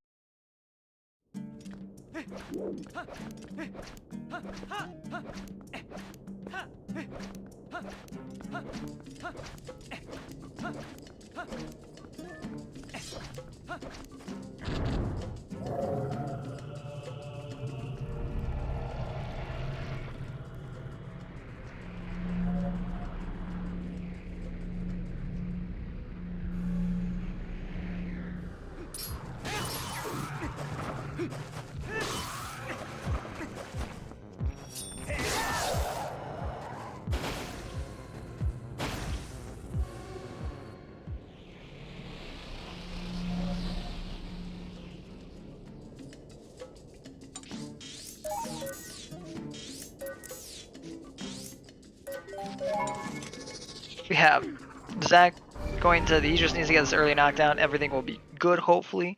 Let's see Nimzo go to early City in the Sky, still keeping up with that lead that he had prior.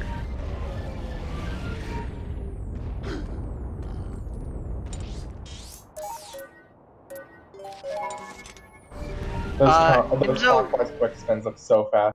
Nimzo warped to the wrong warp zone. Good job, good job. Now he is warped to the right zone. That's probably going to cost him a good 15 or so seconds. Yeah, I think it's 20 seconds per warp. Yeah, that's an unfortunate time loss that he's taken there. He can afford it though. He definitely can, for sure. Zach getting the early knockdown, doing well here. Let's see how early City treats Nimzo. Generally not seen as a very hard trick, but when it goes wrong, it goes wrong. And very good. He's already got it. In we go. Yep. Yes, Bub, I'm always commentating Wolfdash races.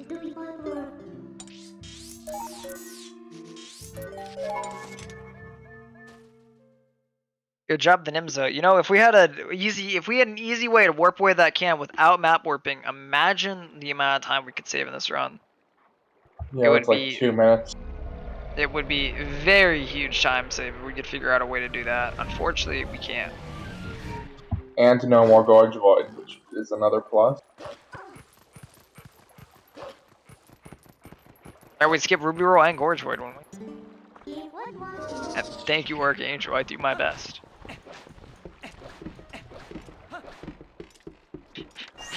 You know, a couple of us looked at 80. Did you really not get 2 rubies, Nimzo? Wow. Nimzo. I mean, at least he noticed before calling fire over. True. It would be pretty bad if he didn't. But I gotta admit, I just laugh a little bit to the fact that this is. So, Gliger, I don't know if you know the tradition here, but every time I have been over in, what's it called? Nimzo, whenever I've been commentating for Nimzo's races, I'm like, Nimzo's on really good pace to dodge the red ruby, right? Or not get the red ruby chest. And every time, Nimzo will go out of his way, get the blues, do the good side hop, right? And have the money, and still get the red ruby chest. And the one time he doesn't. The one time he doesn't have the money to do it, he goes for it and is off by 1 rupee. I'm literally shaking and crying as we speak. And yes, please go follow these runners. They're doing amazing.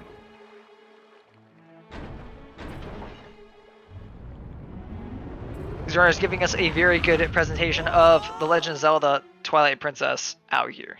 And it's incredible because, like, we're talking about how the runs aren't. Both of these runners probably feel like they could do better. I know, especially Zach's side. He's probably feeling, man, I could have done a bit better here, here, and here. But both these runners are about to get a sub-3 time. Like, literally, they're probably going to be getting a top 15 time here. Even with the time losses that they have. Which is incredible. That's something you don't get to see all the time. These are this game is extremely hard to be consistent at and do well in races. And so, it's been a really good show. I'm happy you could all be here. I'm surprised Zach was able to transform there. I thought he was too far forward. Yeah, that transform, it feels actually a little bit better to be forward than back, if you know what I mean. It definitely feels like way worse to be on the back side of it.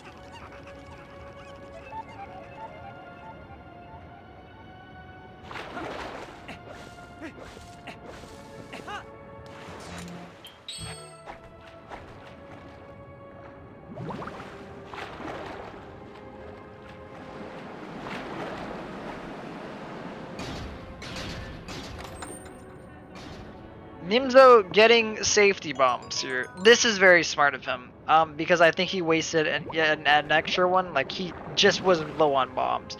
He's going to take probably a 14-second time loss just to go grab these real quick. It's really not that bad.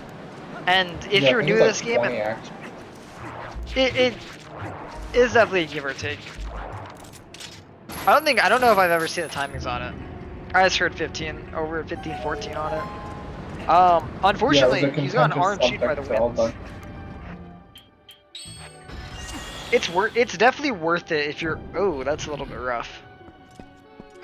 It's definitely worth it when you have not the greatest bomb count, like to go grab those real quick.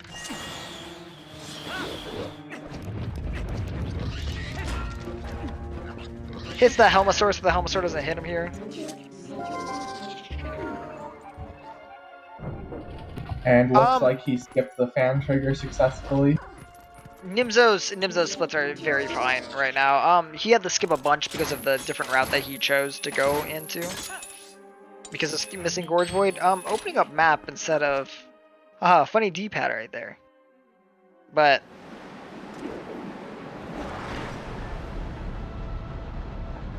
Yeah, the D-pad is just a beautiful piece of technology, isn't it? Jury, he would have probably still gotten blown by wind even if he didn't miss the crystal on the first shot. That's the unfortunate thing. I think going for the bombs made it so that he pretty much had a bad chance of getting it.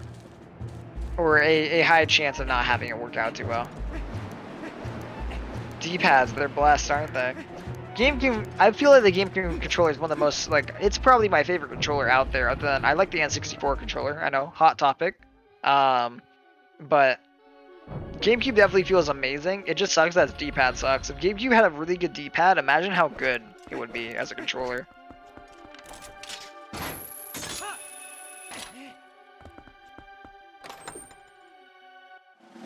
Good C-up transforms coming out from each of these runners here. C-up transforming saves about 9 frames on normal transforming.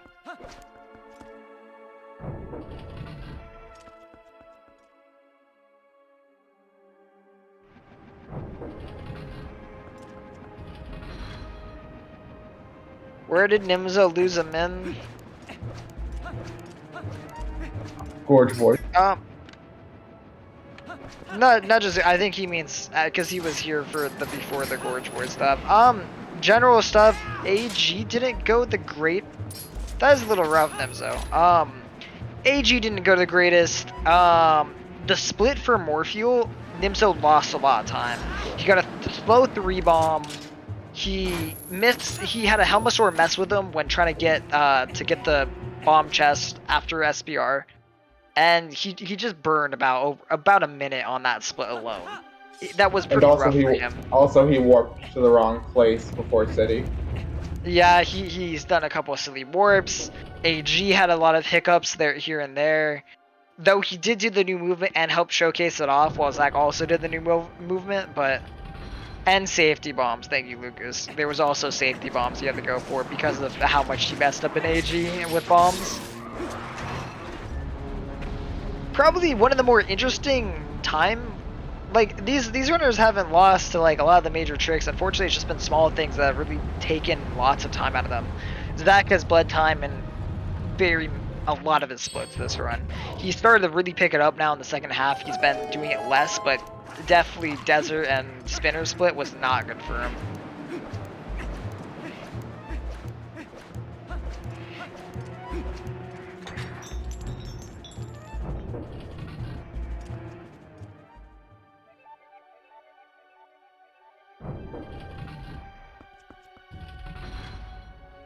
They're not too far behind each other though. It's kind of crazy.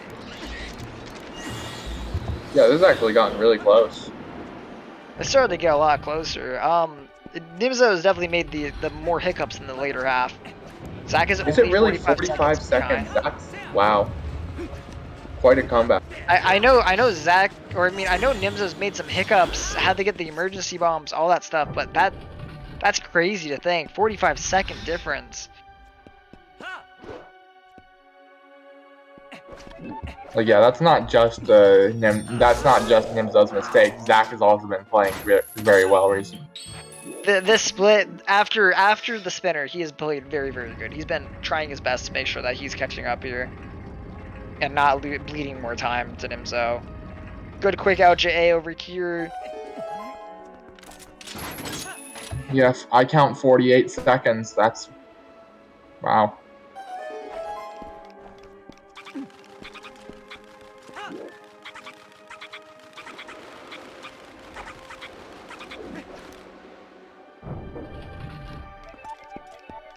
Like that's almost Zelda range if Nimzo gets bad enough.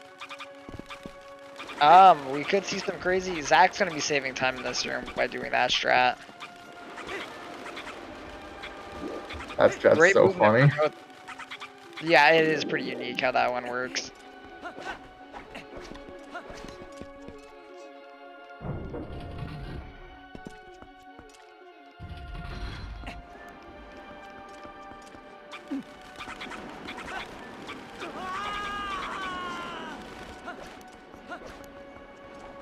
Zach can definitely save time on Nimzo here in this little section.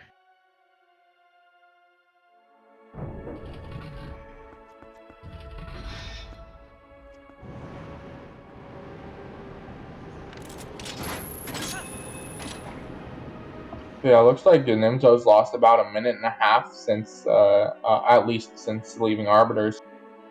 Yeah, he has really been hurting his time to small minor mistakes, having to get the emergency bombs, movement in here, how he handled skipping everything like that. We're skipping the cutscene, has not been that great. Over here, he lost more time just to how his movement was with the Oko. Zach is probably going to be saving a couple seconds on him. Very good area offo skip over here from Nimzo, though. I was scared he wasn't going to get it for a second. Zach needs to mash this in order to really catch up to Nimzo. It is starting to get closer and closer with each of these splits. It's kind of crazy.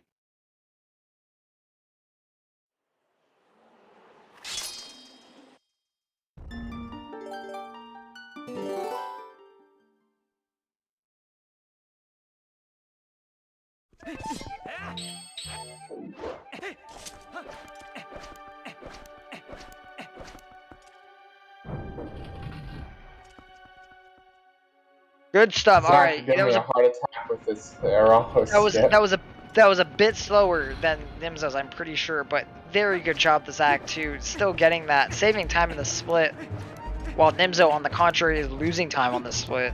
Very good movement from both people. 44-second difference now. That is insane. We are definitely seeing a chance at a comeback here. If Zach is able to keep this up and slowly gain time back on Nimzo, it is still anyone's game right now. This segment has a lot of time differences.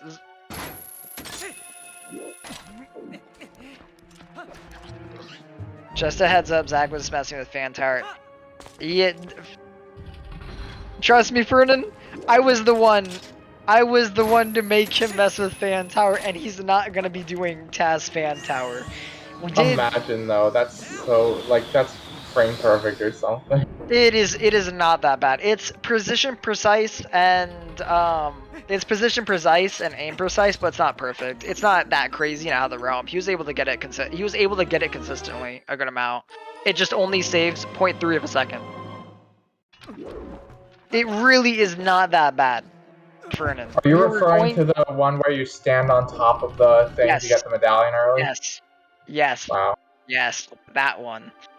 It isn't as bad as people think. Trust me. It just definitely isn't worth it.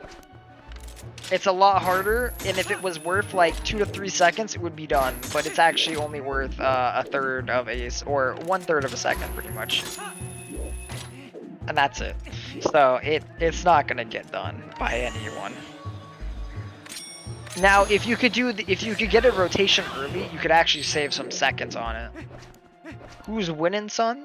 We do have Nimzo currently in the lead, Jay. Zach following up about 44 seconds behind. I don't know what the fuck I just witnessed there. Zach is just needed some rupees. He wanted to claw that. He wanted to show us. That was a ruby showcase there. Zach does know where all the rubies in the game are. And if he wins this race, he will tell chat all of them. He will come in the commentary and tell chat every individual ruby in the game.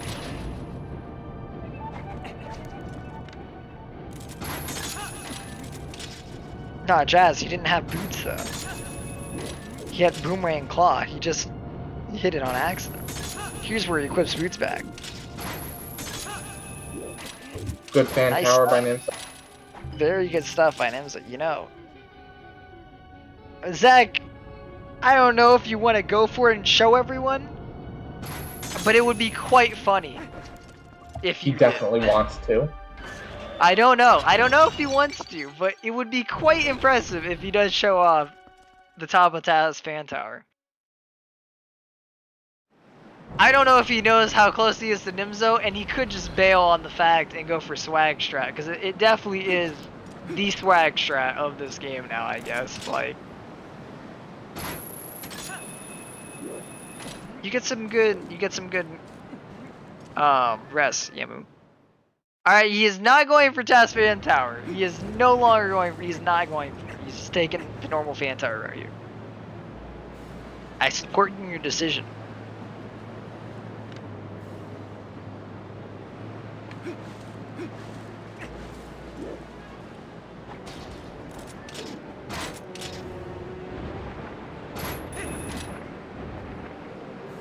Not going for a cool game here. So I also support that decision. Are you able to get a cool game with the second grab? No. Absolutely. 48 seconds behind. Still very close to each other. Palace can decide a lot of this. Palace can decide how much closer Zach gets and how much further Nimzo can take this lead, depending on how certain rooms in Palace go. They're both good runners, and I don't expect them to make many mistakes, but there's definitely more than 20 seconds to bleed in Palace and Twilight.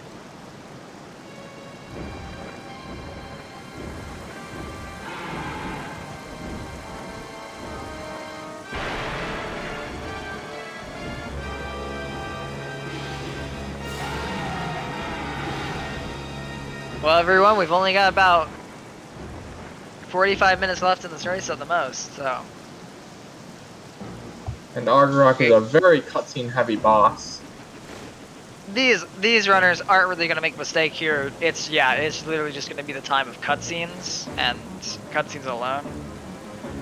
Hey guys, they're all in the same minute-long cutscene now.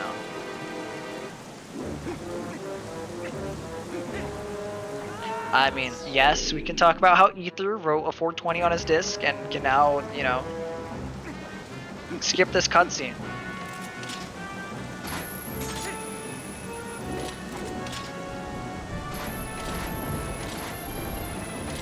Nimzo! He might have missed a cycle. No, he didn't, but Argrok is going to take more time for him, so it's RNG when he roars, which is one of those things that most people don't really realize. He did just have some time eaten away from him. That was a good, like, 6 seconds there. That just got, not 6, probably around 4 to 5 seconds eaten up by that. Zach has time to catch up here, if Zach plays this fight well. They are a cycle away from each other right now. Incredible final race we are having between these two.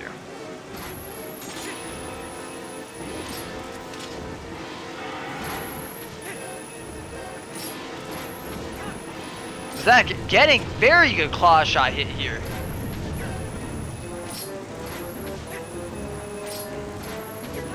Yeah, so much time saving in this game comes from fast aiming. Ridiculous.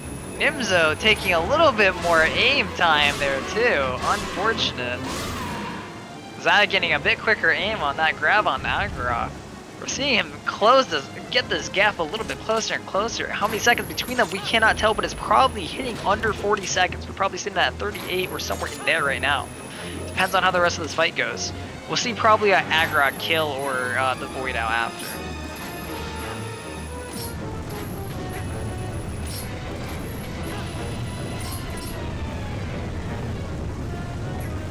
Very, very good claw shot aim over here from Zach. Gligar, do you want to time after on Argrok Explosion? Yep. Alright, so Nimzo stabs Argrok at 2:15 even.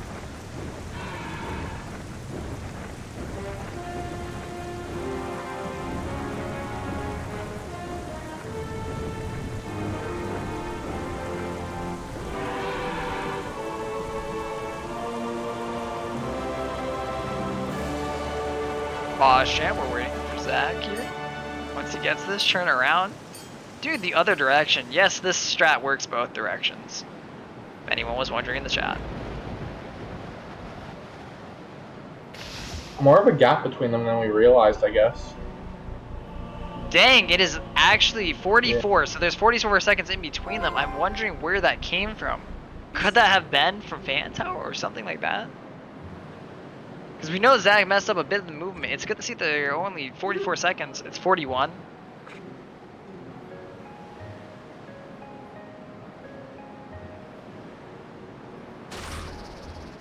It gets confusing with 3 different timers.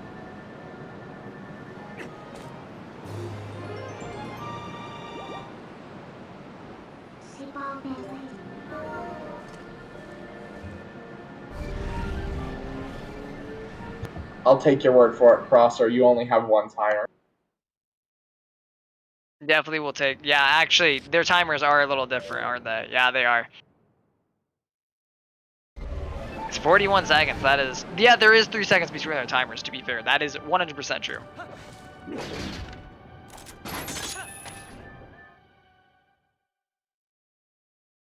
Also, we have finally left 100 degrees in my area. Let's go.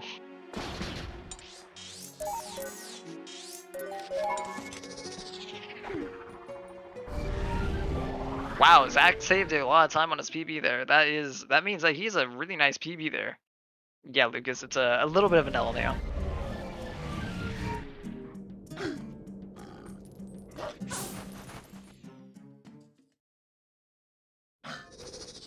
So, any Palace of Time Saver, Palace of Time Lost gamers out here, you know? We could see some crazy stuff happen between these two.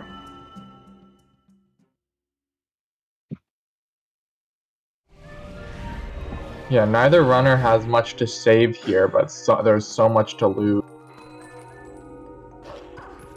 Missing a single LJA. Sure.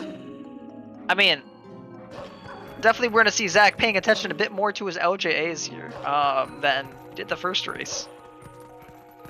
I don't know if he knows that he is this close. That it isn't that bad between them right now. Yeah, if neither runner's watching the other, they probably both think they're way behind. Hey, they probably think, oh man, it's doomed if Zach had a good race, or oh man, it's doomed. I messed up EMS again.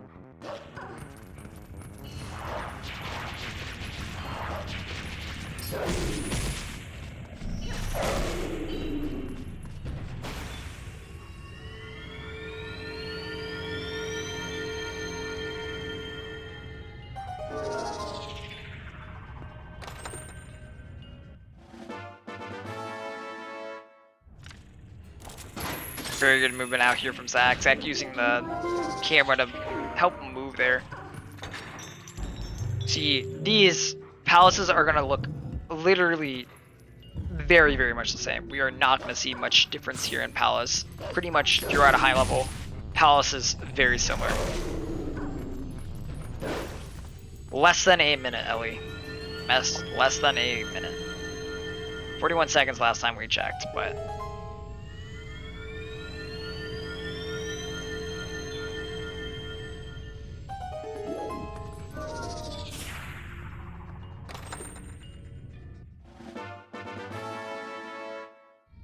They are a key away from each other. That's kind of crazy. They both just picked up the key. And they opened the door at the exact same time. Wow. That felt a little awkward to watch. Zach getting good RNG over here on that. That is really good. Overshooting the chest just a wee bit, Zach. Unfortunate. If he had gotten that chest, he could have probably saved a bit more time here. He's very, very close to it, though. So, not too bad. We're going to probably make this movement awkward because he's over here past it. Yeah, I figured. He's stuck behind the chest.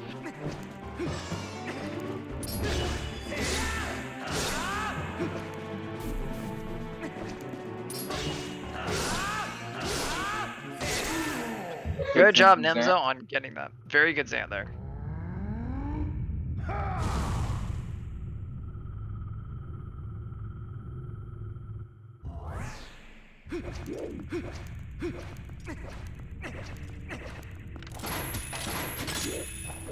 Wow, still 41 seconds. That's kind of crazy. Oh, that chest movement might hit Zach a little bit. After the next soul, we're really gonna know. The next soul is a big decider in a lot of things. Zach is saving frames on Nimzo though. Oh, that's a bit of a direction that you went, Zach. Uh-oh, uh-oh, Oh, no. uh-oh. Needs to take an extra cycle here because he messed up a spin attack. Alright, you know, not too bad of a time loss. He probably lost a couple seconds there, but probably not the worst. He called it really early. That could have been a major time loss instead, but he called it very early that he had missed it.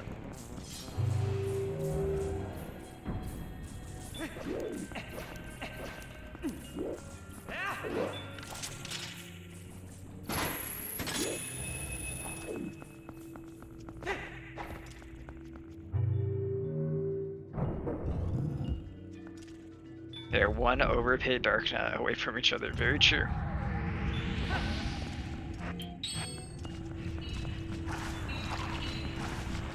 Good dodges out here from, you know, I'm acting like that's actually hard. We're gonna be watching very similar movement for the souls. Putting on iron boots, taking off iron boots, blah blah blah blah. Skip the cutscene with the hand. Good throw from Zach. I'm pretty sure that's going to be very quick. That actually might save him a bit of time.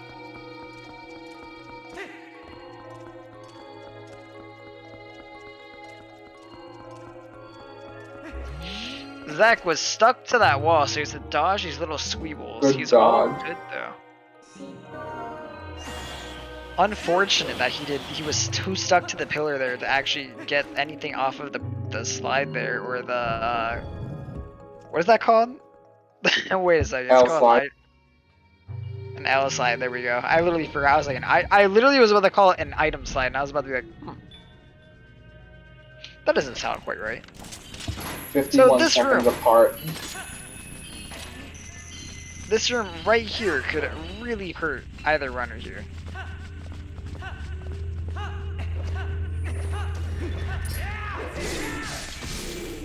Very perfect good. job, Nimzo. Nimzo taking a W on that room. Probably not going to be losing any time here. Like, they do not get much better than that.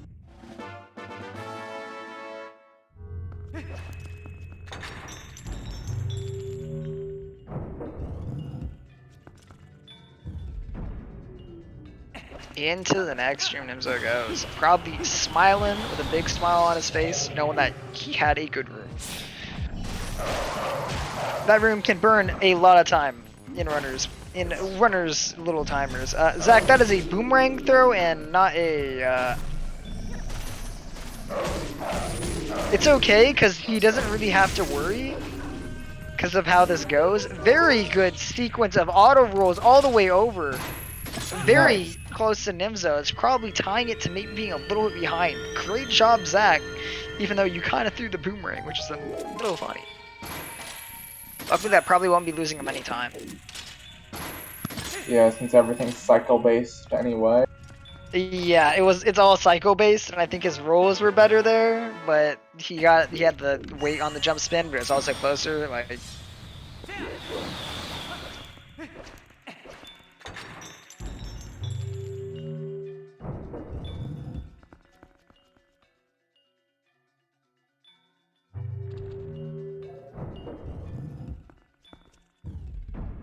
good hits here. Gonna get HP in the center there. Oh, he didn't hit it, unfortunately.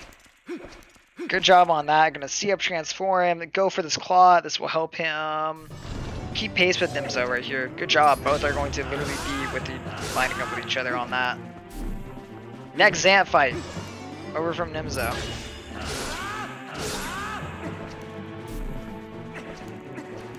Good job. Good movement. Good claw shots from Zach there. And Nimzo not missing a single spin attack on Zant. Great job.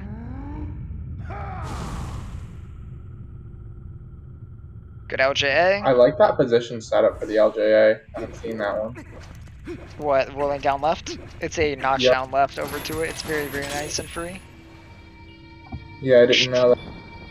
Yep. It's like 100% consistent if you do it.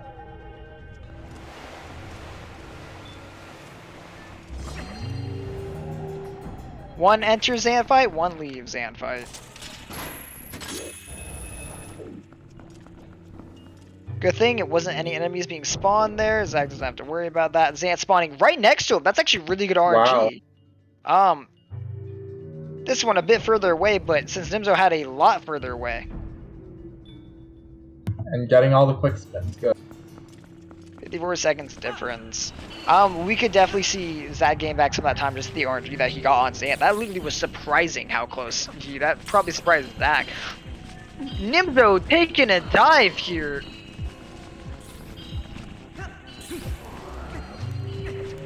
That's gonna lose Nimzo a good amount of time there. Yeah, that's probably like a good 15 seconds, I want to say. Probably 10. Probably not that much. It really depends on how he handled it very well. So there's a good chance I didn't lose him as much time. Depends, I guess we'll see. It could have been that big. Yeah, so maybe they'll be closer to 40 seconds apart getting light sword.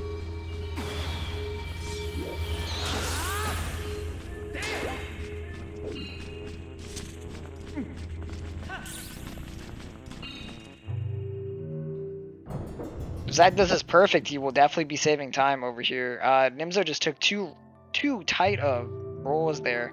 Very good room over from Zach. Very quick aim. Probably saving a little bit more on that too.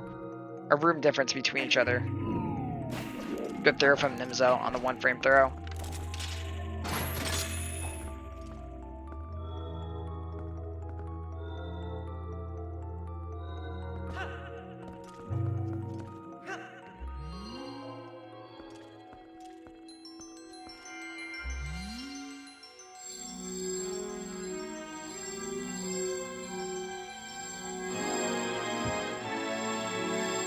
Playing a platform extra safe there. Yeah, 100%.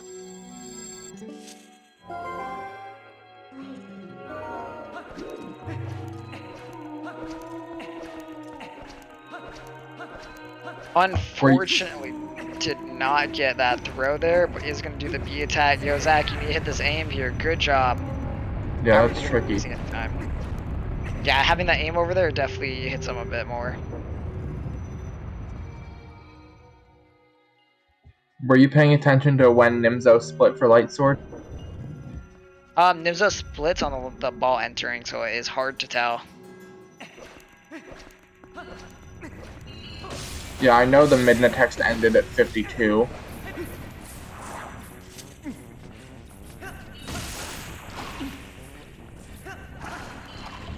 Alright, so 48 seconds apart.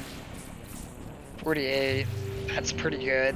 I mean, that means that Nimzo didn't lose a crate as much as we might have thought on that originally. I definitely felt he handled it very quickly.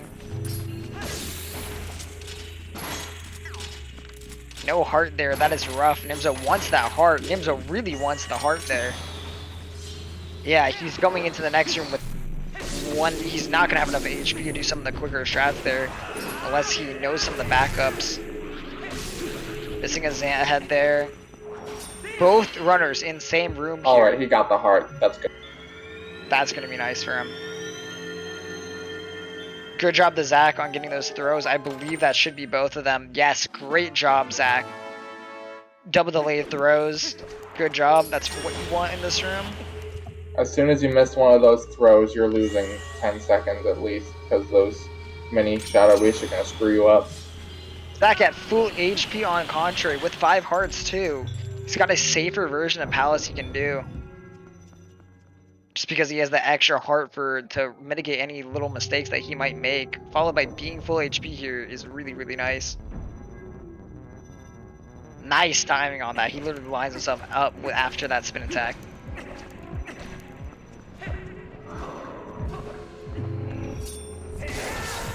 I think Nimzo might have lost a little time on that platform, or trying to spawn that platform. Zagging his LJA will be nice. Ooh, Nimzo looking for more hearts. He knows he's going to be low after this. He doesn't want to have this much HP. He'd like to have a bit more. Yeah, that's the risk of doing 4 heart power.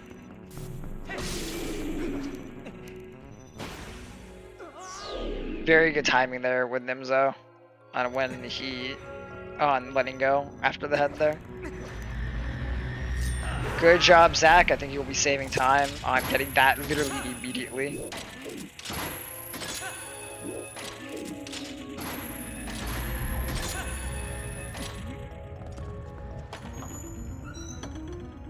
These aimings here are important. They are very important to each of these runners, like having a good time right here.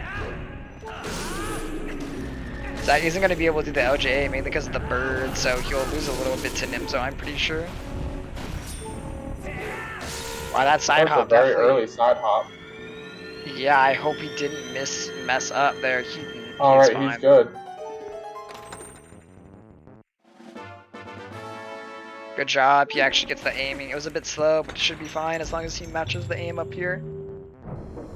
Very good job, Zach. Good job on that. Nimzo now entering.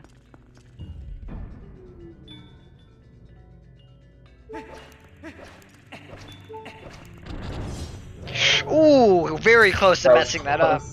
That would have lost Zach a good amount of time here. Time he does not want to be burning.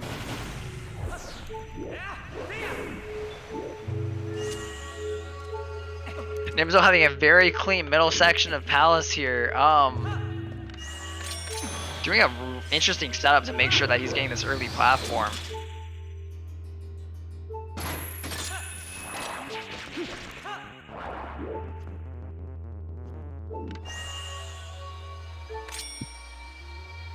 This could be a heart here. Wow. Oh, Nimzo, now you're gonna be grabbing a pot. Oh my! No. That's a oh my god. This just became Zach's race. I can't believe what I just watched. I've never seen anyone boomerang that pot before, and I have to wonder Nimzo whether likes he's to ever boomerang done it. that pot for style points, but this time it cost him. It might cost him the whole entire Wolfdash for playing with the pot. He's gotta be I know why regretting that so hard. Well, he was chancing it for a fairy, I'm pretty sure. So that pot right there has a 1 in 3 chance of having a fairy. I just can't believe instead of picking up the pot, it actually pushed him. It pushed him back. What are the chances? What are the odds on that? Like, I didn't even know that could happen like that. Like, that's crazy. Yeah, that's gotta be very specific. And not only did it push him, but it didn't even let him ledge grab. It pushed him. It like pushed him perfectly. So it took a dive with him. He went down with the pot. The pot was like, "Yo, what's up, gamer? We're going together." Zach is now definitely taking a good, nice lead on Nimzo here. Zant could be a huge. Nimzo missing the aim there. Going to be choking a little bit more time too. Alright, Zach, just keep this up, buddy. You just gotta play it well. You probably have no clue in your mind that you're in the lead right now, but keep it up.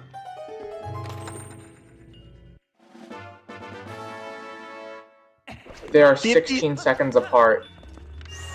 That is kind of crazy. Nimzo... Ouch. If it becomes a pot difference, you will literally have a pot difference between people. We'll see how Zant goes.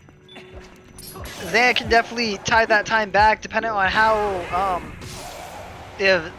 who gets a 1 cycle, who doesn't get a 1 cycle. Zach's in at very good HP. He doesn't even care at all. He's literally just able to walk up here, get that door, slam it open. Nimzo still out here killing Shadow Beast.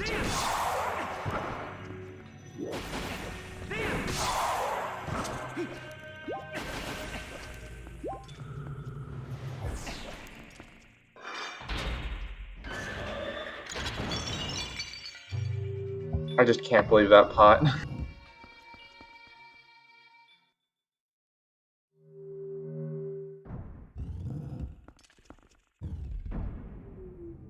A roller coaster of emotions. I've never, like, in my heart watched something like that fall that we watched was incredible. They're both in Zant's cutscene at the same time. Wolfdash finals. And fittingly, Nimzo forgot to split for Enter Zant. Absolutely fittingly, considering he has missed so many splits this race. Me and Glider are out here with like a freaking protractor trying to figure out what time is Nimzo actually at. Unfortunate for Zach, missing that Zant just took a huge jump there, probably make him lose a couple seconds.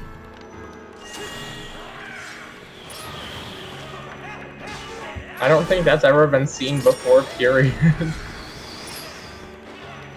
Wait, what? The pot thing. Graveyard key, true. And Zach with the 1 cycle solidifying his lead right now. Zelda couldn't be a decider. Okay, let us see. Nimzo, are you gonna get this 1 cycle? He gets a bit better RNG. He will be playing this a bit better. He needs this 1 cycle. He gets this 1 cycle. This is keeping it up close with each other.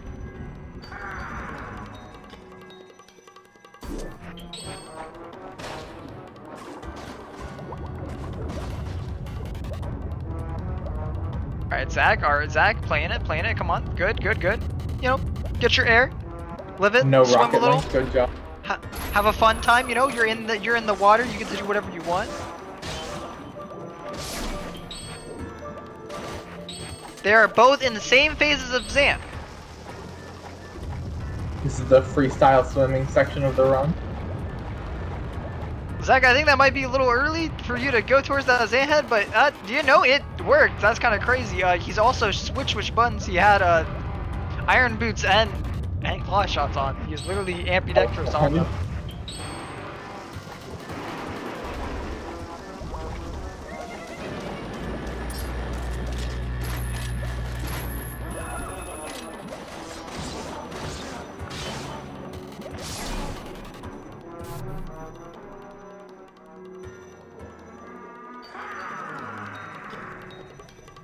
And good job to Zach on that phase there. Like, dude, I'm not even kidding. Mailman could literally be like a decider here.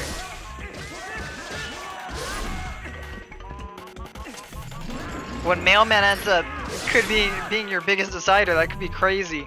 Literally, cat jams in the chat. Zan is literally the best song in the game. I don't think that's giving Blizzetta enough credit. Blizzetta, you know. True, but we're hoping to not see Blizzetta best song. Nah. Ook phase Zant, man. Ook phase Zant. Zach, you hit a wall! Zach, you hit a...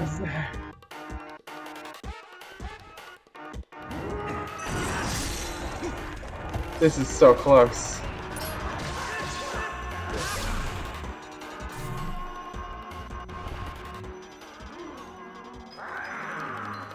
Okay, he is not too far behind Nimzo, but now there's probably a couple seconds. Oh my goodness, like what is up here?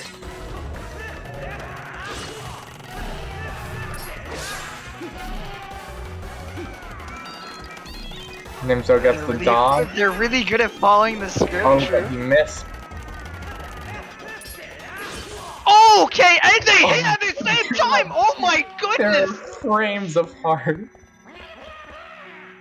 We see Zam literally hopping at the same time with each other. This is incredible. I can't believe this race. Like, this is inhumanely. By the way, they aren't very synchronized. Zach has the lead by 2 seconds right now. Zach has the lead by 2 seconds. Heads up to everyone. It is incredible to see this right now, though. Ending of Wolfdash. Got to be this dramatic, really? Nah. Nimzo, why aren't you hitting no? I forgot about the save points. Watch that cost in the race. Nimzo, you can't be doing this, buddy. You don't have the time to be doing this. Zach's lagging a little. Okay, here we go.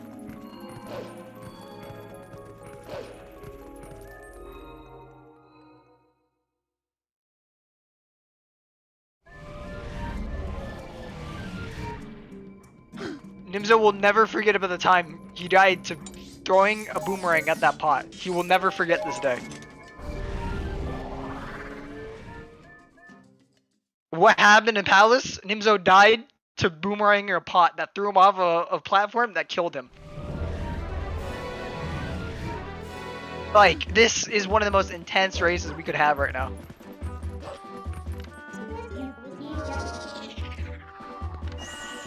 My hands are almost shaking from the excitement. We couldn't have hoped for a better race, honestly.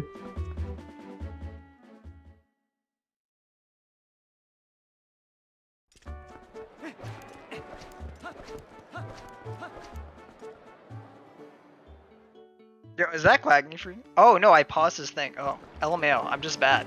I'm gonna refresh my stream real quick. I would like to be refreshed. For this ending. This player's getting the bonk. Good job. Now this is definitely gonna come down to Zelda.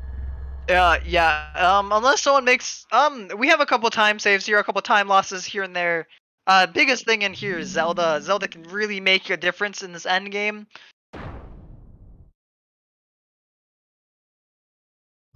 Well, like, I think it was last be because Zach first learned the graveyard ultimately, so let's see if he goes for that now.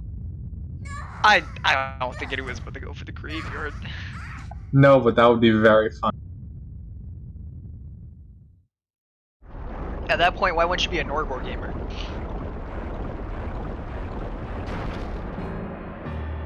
Well, they weren't this close at Norgor. You know, true. But I don't know if any of them know that they're this close. Like, we're sitting here, clenched, waiting to see. I don't think we have tie rules, considering a tie is almost impossible. It would have to be them frame perfectly hitting time on this at the same time. You know, if it happens, I'll eat more than just my shoe. You gotta get the sock too. The sock, my whole outfit at that point. Like, I just have a whole buffet at that point. Like, that's how unlikely it is.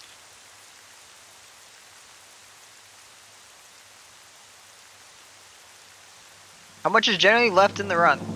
About 15 minutes. 13 to 15 minutes, I think, right? 15 minutes? Yeah, 15 minutes. Pretty good. Marco with the raid! Yo, what is up, Marco? Are you ready for this hype end to Wolfdash? So everyone say hello to our new world record holder Marco? currently in TB. Chicken. You hit us with a chicken.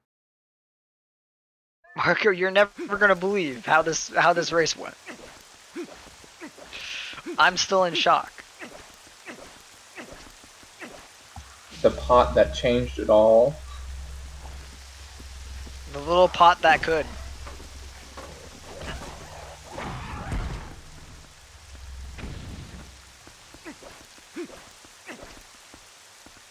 It is incredible to see that this is how the end of Wolfdash goes. For a race to be this close and to be this hype, you could not ask for something better. We talked about... He was quite ahead for a little bit. It was. He had quite the lead. It's crazy how it's come back. It's crazy that Zach is untilted and been progressively not losing more and more time, because for a while he was really getting behind, but he's definitely pulled it out as we started to play a lot better for the rest of the game. The Palace of Time loss pot. Quick spins miss.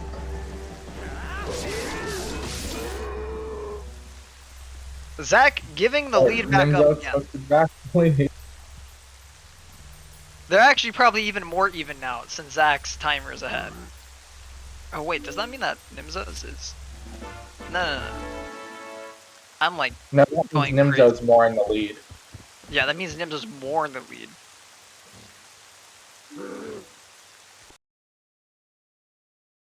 I mean, that could matter if they both get 7 cycle. That you don't want to walk in and be like, Zelda's the final decider. You never know. I mean, yeah, technically, Nimzo could get like a 14 or something like that, but these little time saves are nice. Nimzo getting the backflip save warp, that's going to put him 5 seconds ahead here. Yeah, Nimzo actually goes for the iron boots rather than the backflip. There's actually, I know some people who go for both. Well, he definitely was with the iron boots this time. Yeah, he got iron boots this time. That was pretty good. It's good that save warping doesn't leave the iron boots on, though. Imagine if it did. It would still save. It would still save time for sure. Yeah, that's gonna put Nimzo in a bit bigger of a lead. Good job on the barriers. Yeah, no one getting trapped by a barrier here. You would hate to see it happen. Can't believe it's coming down to her again. Always does. That was an odd clank that we got there. Zach apparently 7 seconds behind. 7 seconds.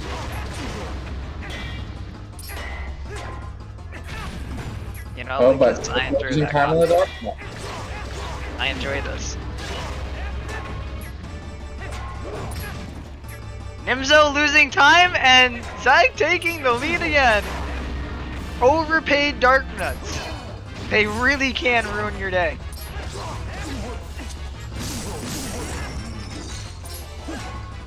Like, Wow, that dark nut really screwed over Nimzo. is this scripted or something? Like, are you guys about to tell me like you wrote this out like the night before or something? Like, it can't. This can't be real. Nimzo now 10 seconds behind. Unfortunate. That's a lot of time lost to the dark nut. he really got hit with the overpaid dark nut there, you know. The guy got his raise. Yo, Lost Pirate, thank you for gifting 5 subs in chat. Congratulations to Dudsy, Crosser, Riri, Dark, and Leslie on your gifted sub. Zach, not messing up the strike. He knows. He's like, I need to get. I don't know if he even knows. No one knows. They're probably confused. They have no clue. They probably think the others are on the verge of finishing, already at Zelda. Yeah, these probably like Zach's like, yeah, Nims is about the world record in this race currently. Who knows? Heard he missed Gorge Void and then almost was ahead after the vessels. That goes to show you though, with Nimzo's time, how much time can still be saved in this run. There is a lot left. Yeah.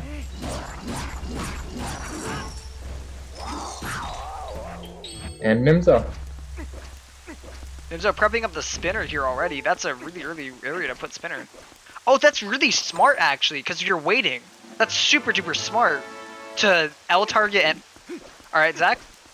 That was a bonk, I guess, on 0 collision. Like... Okay. Well, everyone, let's all say hello to the random people of this game who we don't see. We see like 2 of them.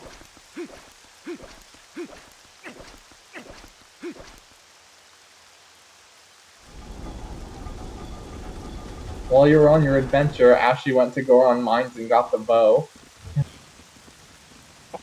You know, true. That's where we get these snipes from. We got our rocket eagle.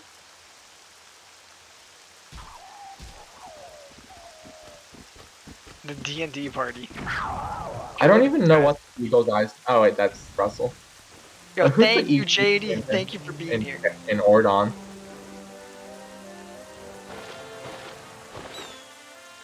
Smile and wave. I like how Link just nods. I wonder what they do after that. I wonder where they go. Like, the worst part of this game is that you can't unlock Auror's Cannon. True. It's not your 100% bonus. It should be after the tilt minigame. So Zach taking a second bonk. He's probably losing like 4 seconds or so. Let's finish it strong. Unfortunately, it's going to be, you see in the credits, they go to the Sacred Grove. Really? Nimzo 10 seconds behind still. Wow, that's kind of crazy. That Dark Nut, that overpaid Dark Nut really making a difference on Nimzo's time here. Alright, so, you know, maybe Zach gains an extra 2 seconds to Zach strat. Are we going to see some Zach strat gamers out here? Let's see, baby. Come on, Zach strat. I like how he does that combo. It's really cool. I like that combo too. I like that roll that's added there. Really good aim there from Zach. That is really good. Yeah, that's impressive. Putting out. Oh, he also does a very good out. That's a really good time to put it. I don't think he cares.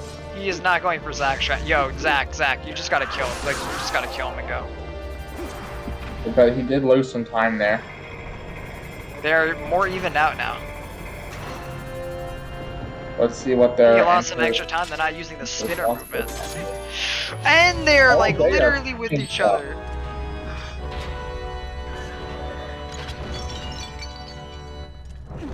Like, yeah, frames apart again. Everything comes down to Zelda. It is literally insane. Alright, everyone, we're gonna count their things together because they're that close to each other. Now we get to witness in HD the time loss you can take. Nimzo is slightly ahead currently. Real-time Zelda comparison. No one pulling the item wheel and crashing. That's good. That's good. Literally to the first hit you can Oh witness. no, Nimzo. Nimzo already taking an L. That is 1 for both of them. Nimzo not getting the heat he wants. Zelda taking her sweet time to use the second attack for both of them here. Triforce, not what you Nimzo want. wasted 2 cycles already. Did Nimzo get hit by the electric ball, or like did she not use it? She didn't use it. Oh my goodness. 2 for both of them. 3 on Nimzo, 3 on Zach. Zach is getting a 7 right now. He's on pace for it while Nimzo is literally going for world record on Zelda cycles apparently. This is painful. Unfortunate Triforce. Like, it sucks that this is what happens, but unfortunately we both have 4s, both in different segments. Nimzo also rolling down again, a second time. Nimzo's on 5, both are on 5, but Zach is already way ahead. Alright, 6 for Nimzo, but he's still got 3 more he has to go through. Zach only has about 1. Let's see if Zach gets the 7.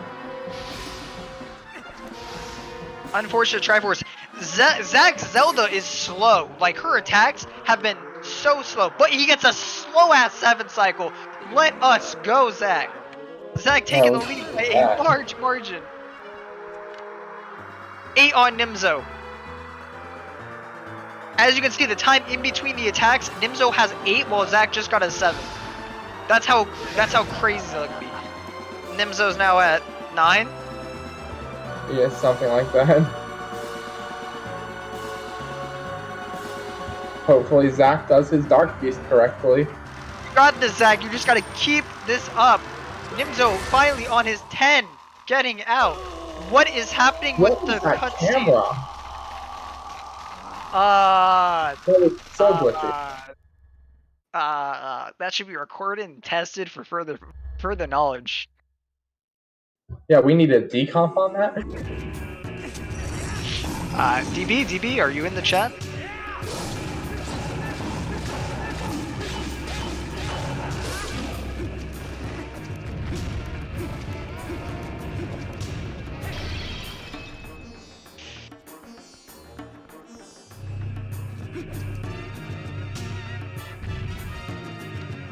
This is I don't know. I don't know what Nimzo's doing. Huh.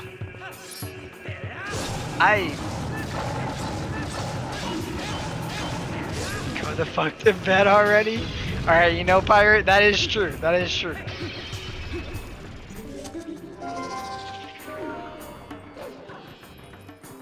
Cat jamming. Can we switch over the audio, ADN, if you're listening, can we switch over the audio to Zach as he gets his ending right now?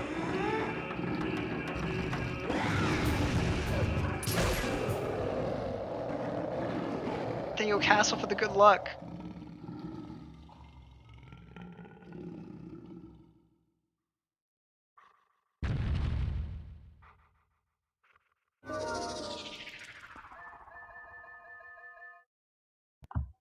Nimzo 32 seconds behind finishing Dark Beast.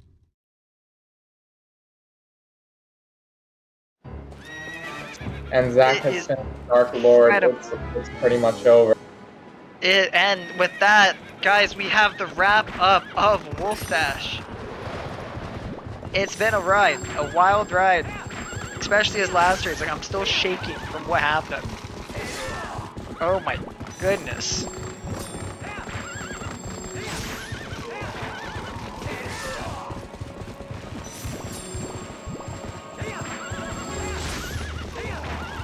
One of the most intense Wolfdash races we've had this year. It's absolutely insane that we've had these runners near the final hour be so close to each other. That a pot could separate the loss and the win between 2 runners. Pot decided everything. Pot decided Nimzo's fate. POT, POT.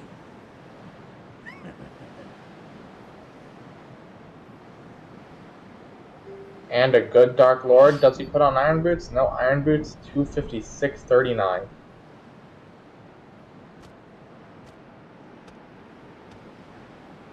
Zach, get in here. Like I'm not even there's no if ands or buts about it. You're coming in here to give us an interview today.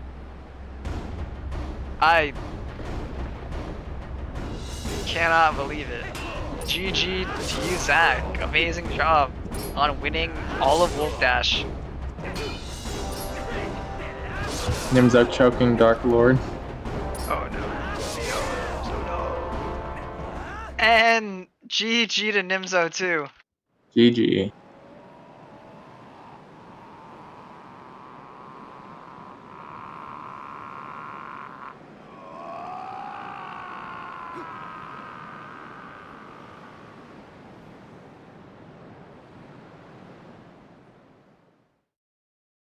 Now where is Zach? We need him in here. I know we're waiting for Zach. We're waiting for it. This is the end of Wolfdash, and we have crowned our winner.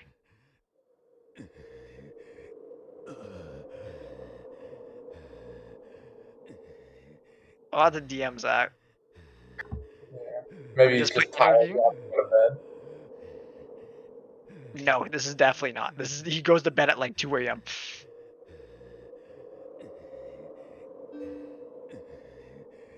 I hit him with 5. I'm waiting.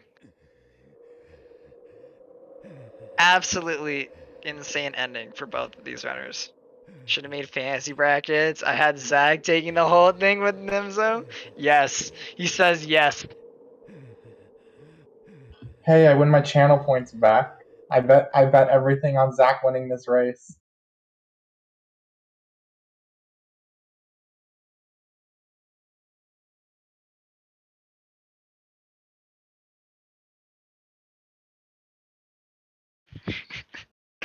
Zach's messaging me instead of getting on. Zach.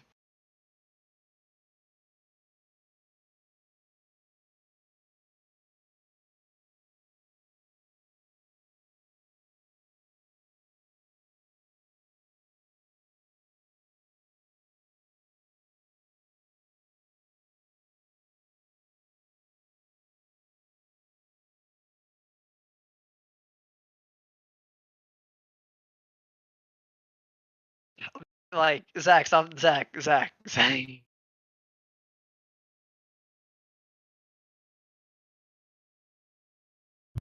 So is he coming in? Yes. Please. We're waiting for him. Hopefully soon. Zach is just enjoying the vibe right now, typing to me what his time losses. I'm like, I know, Zach, I know. I need you to tell chat.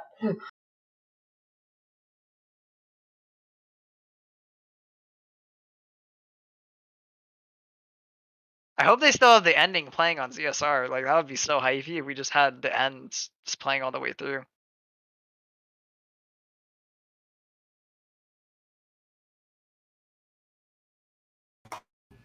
Yeah. Hello. That was Congratulations. I didn't think I won at all until like the last spin. I looked at race time and then I saw that Nimzo didn't finish. I was like, what the fuck?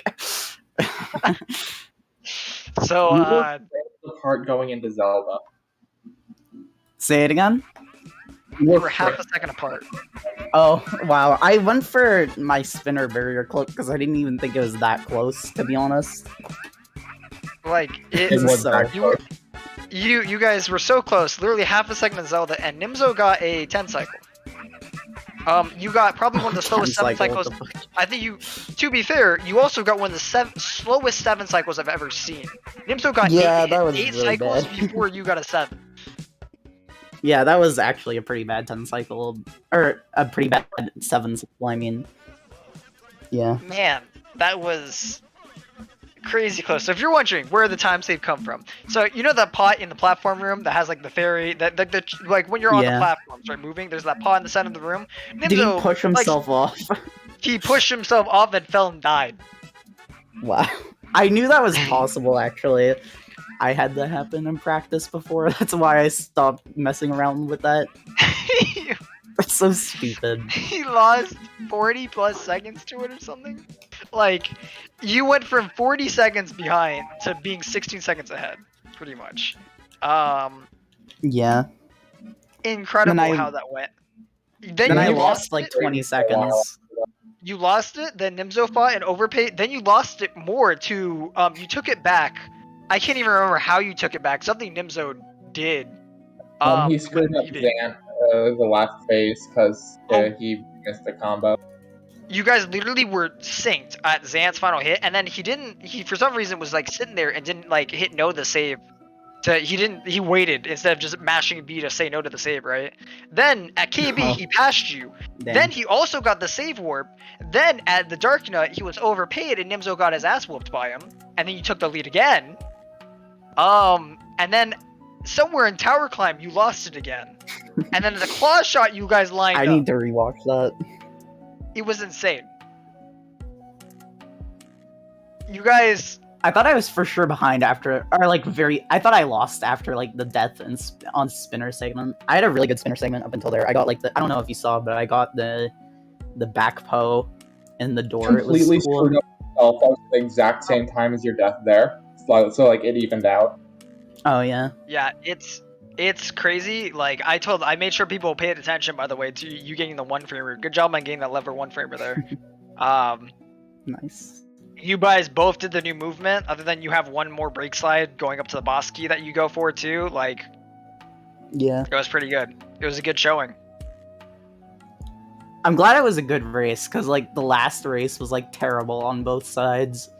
But like I guess we kind of both played a little worse than we were hoping, probably. But I mean, still, you guys are still 56, 57 in a race. Like that is.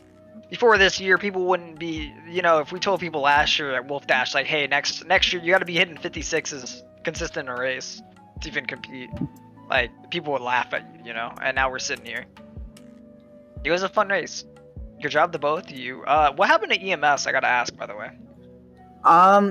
So, wait, I failed it twice, right? Or did I fail it 3 times? I forgot. I think you failed it 3 times. Yeah, that was just, I don't know. Before the run, I was like trying different EMS like stuff. Like I was trying to push into the thing more, and I guess it screwed up on me. I'll have to look at that later. But yeah, I'm pretty happy. I like played so close to PB. After Linear Twilight, I was plus 238. Or no, after Enter Snow Peak, I was plus 248, and then at the end, plus 254. So I played like 6 seconds off of my PB from Enter Snow Peak, which is really good. Yeah, you really brought it back. Yeah. I know for a while you were bleeding out time in a lot of splits. You had a lot of like movement errors like all the way through early game. But I think around mid game after MDH and definitely after Spinner, you picked it up. Oh yeah, I voided an MDH. I totally forgot about that. That was stupid. You had so many. By the way, Nimzo didn't even make the bridge cycle. He just waited. Oh. I feel like I went too fast or something. I don't know why that failed. I guess maybe I was too far right or something. Because, like, I definitely made the cycle, and it just failed for some reason. But yeah, that was cool. Yeah, no, crazy. You guys really gave it a run for your money. Does one of the mods want to actually end the, by the way, for ZSR, does anyone want to end the prediction for who will dash the fastest? 69% was on Nimzo, 31% on you, Zach. Zach, I bet everything on you. That was the underdog. The underdog story, dude. The underdog pot. Apparently the pot believed in underdogs. But yeah. I don't know. I definitely didn't expect to play it that well.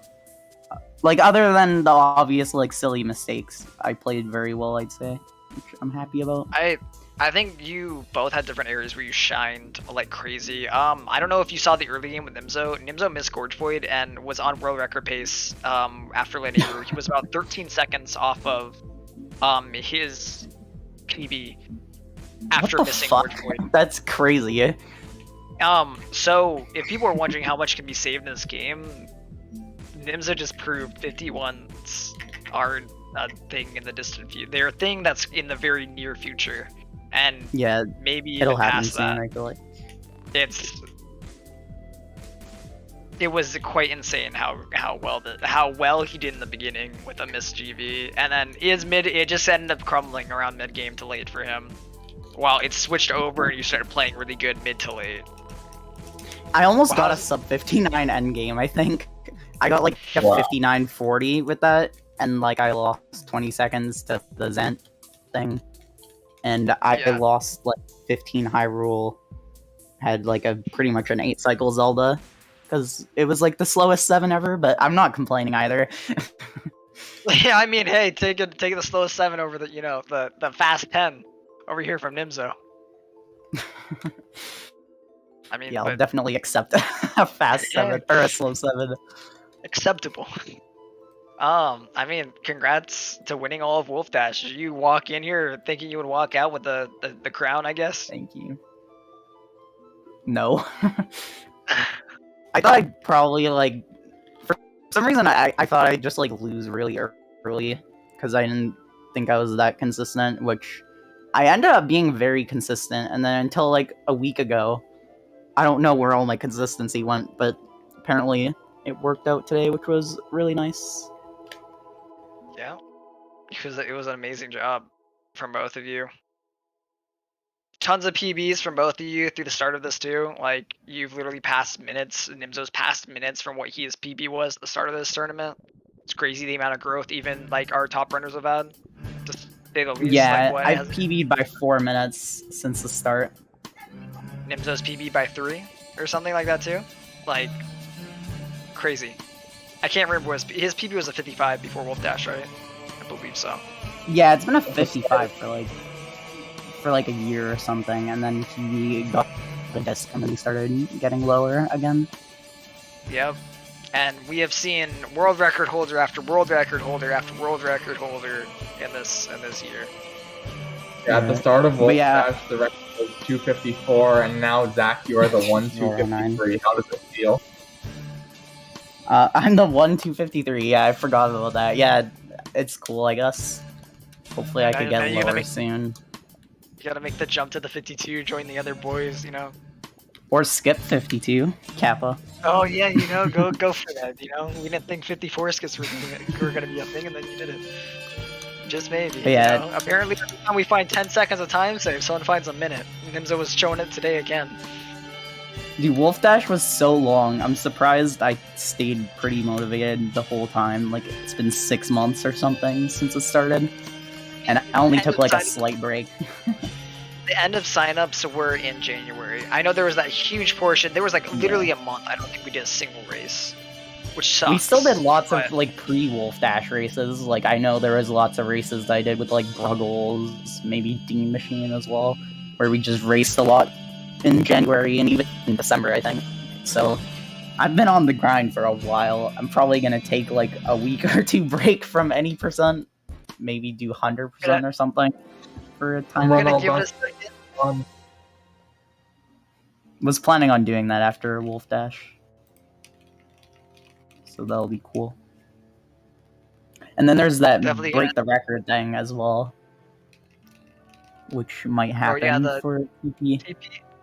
TP break the record very soon. Yeah, that will be interesting to see. I mean, today definitely showed everyone. It's definitely on the verge again of another world record and another minute barrier being broken. Oh, it's been fun. I guess I will head out. Yeah, I was gonna say it's been amazing to get to watch your races this whole time. We get to see you take it all, Zach. Yeah, thank you for all the GGs, everyone. All right, well, see you guys. Bye. Yep. See ya. And then I'm gonna go message the restreamer or the other one who raid ideas. Let me go look for one real quick so we can go give it to Razin, who is a very world record contender for Breath of the Wild.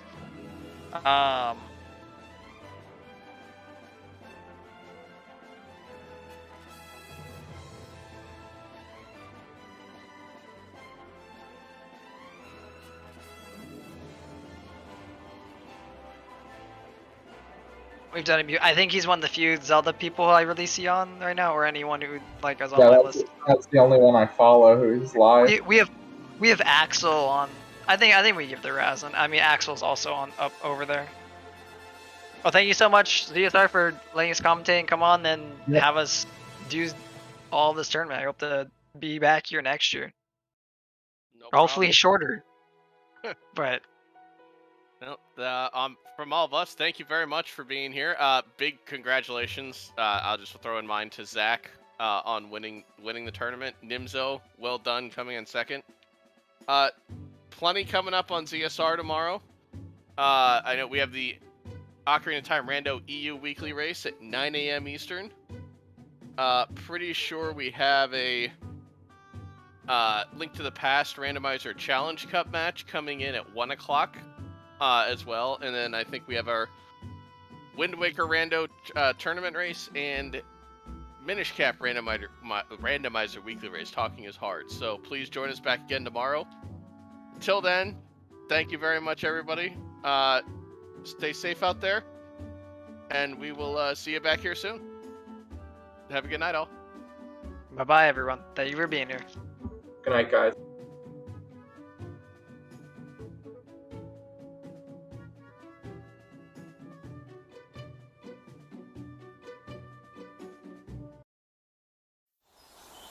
Thank you.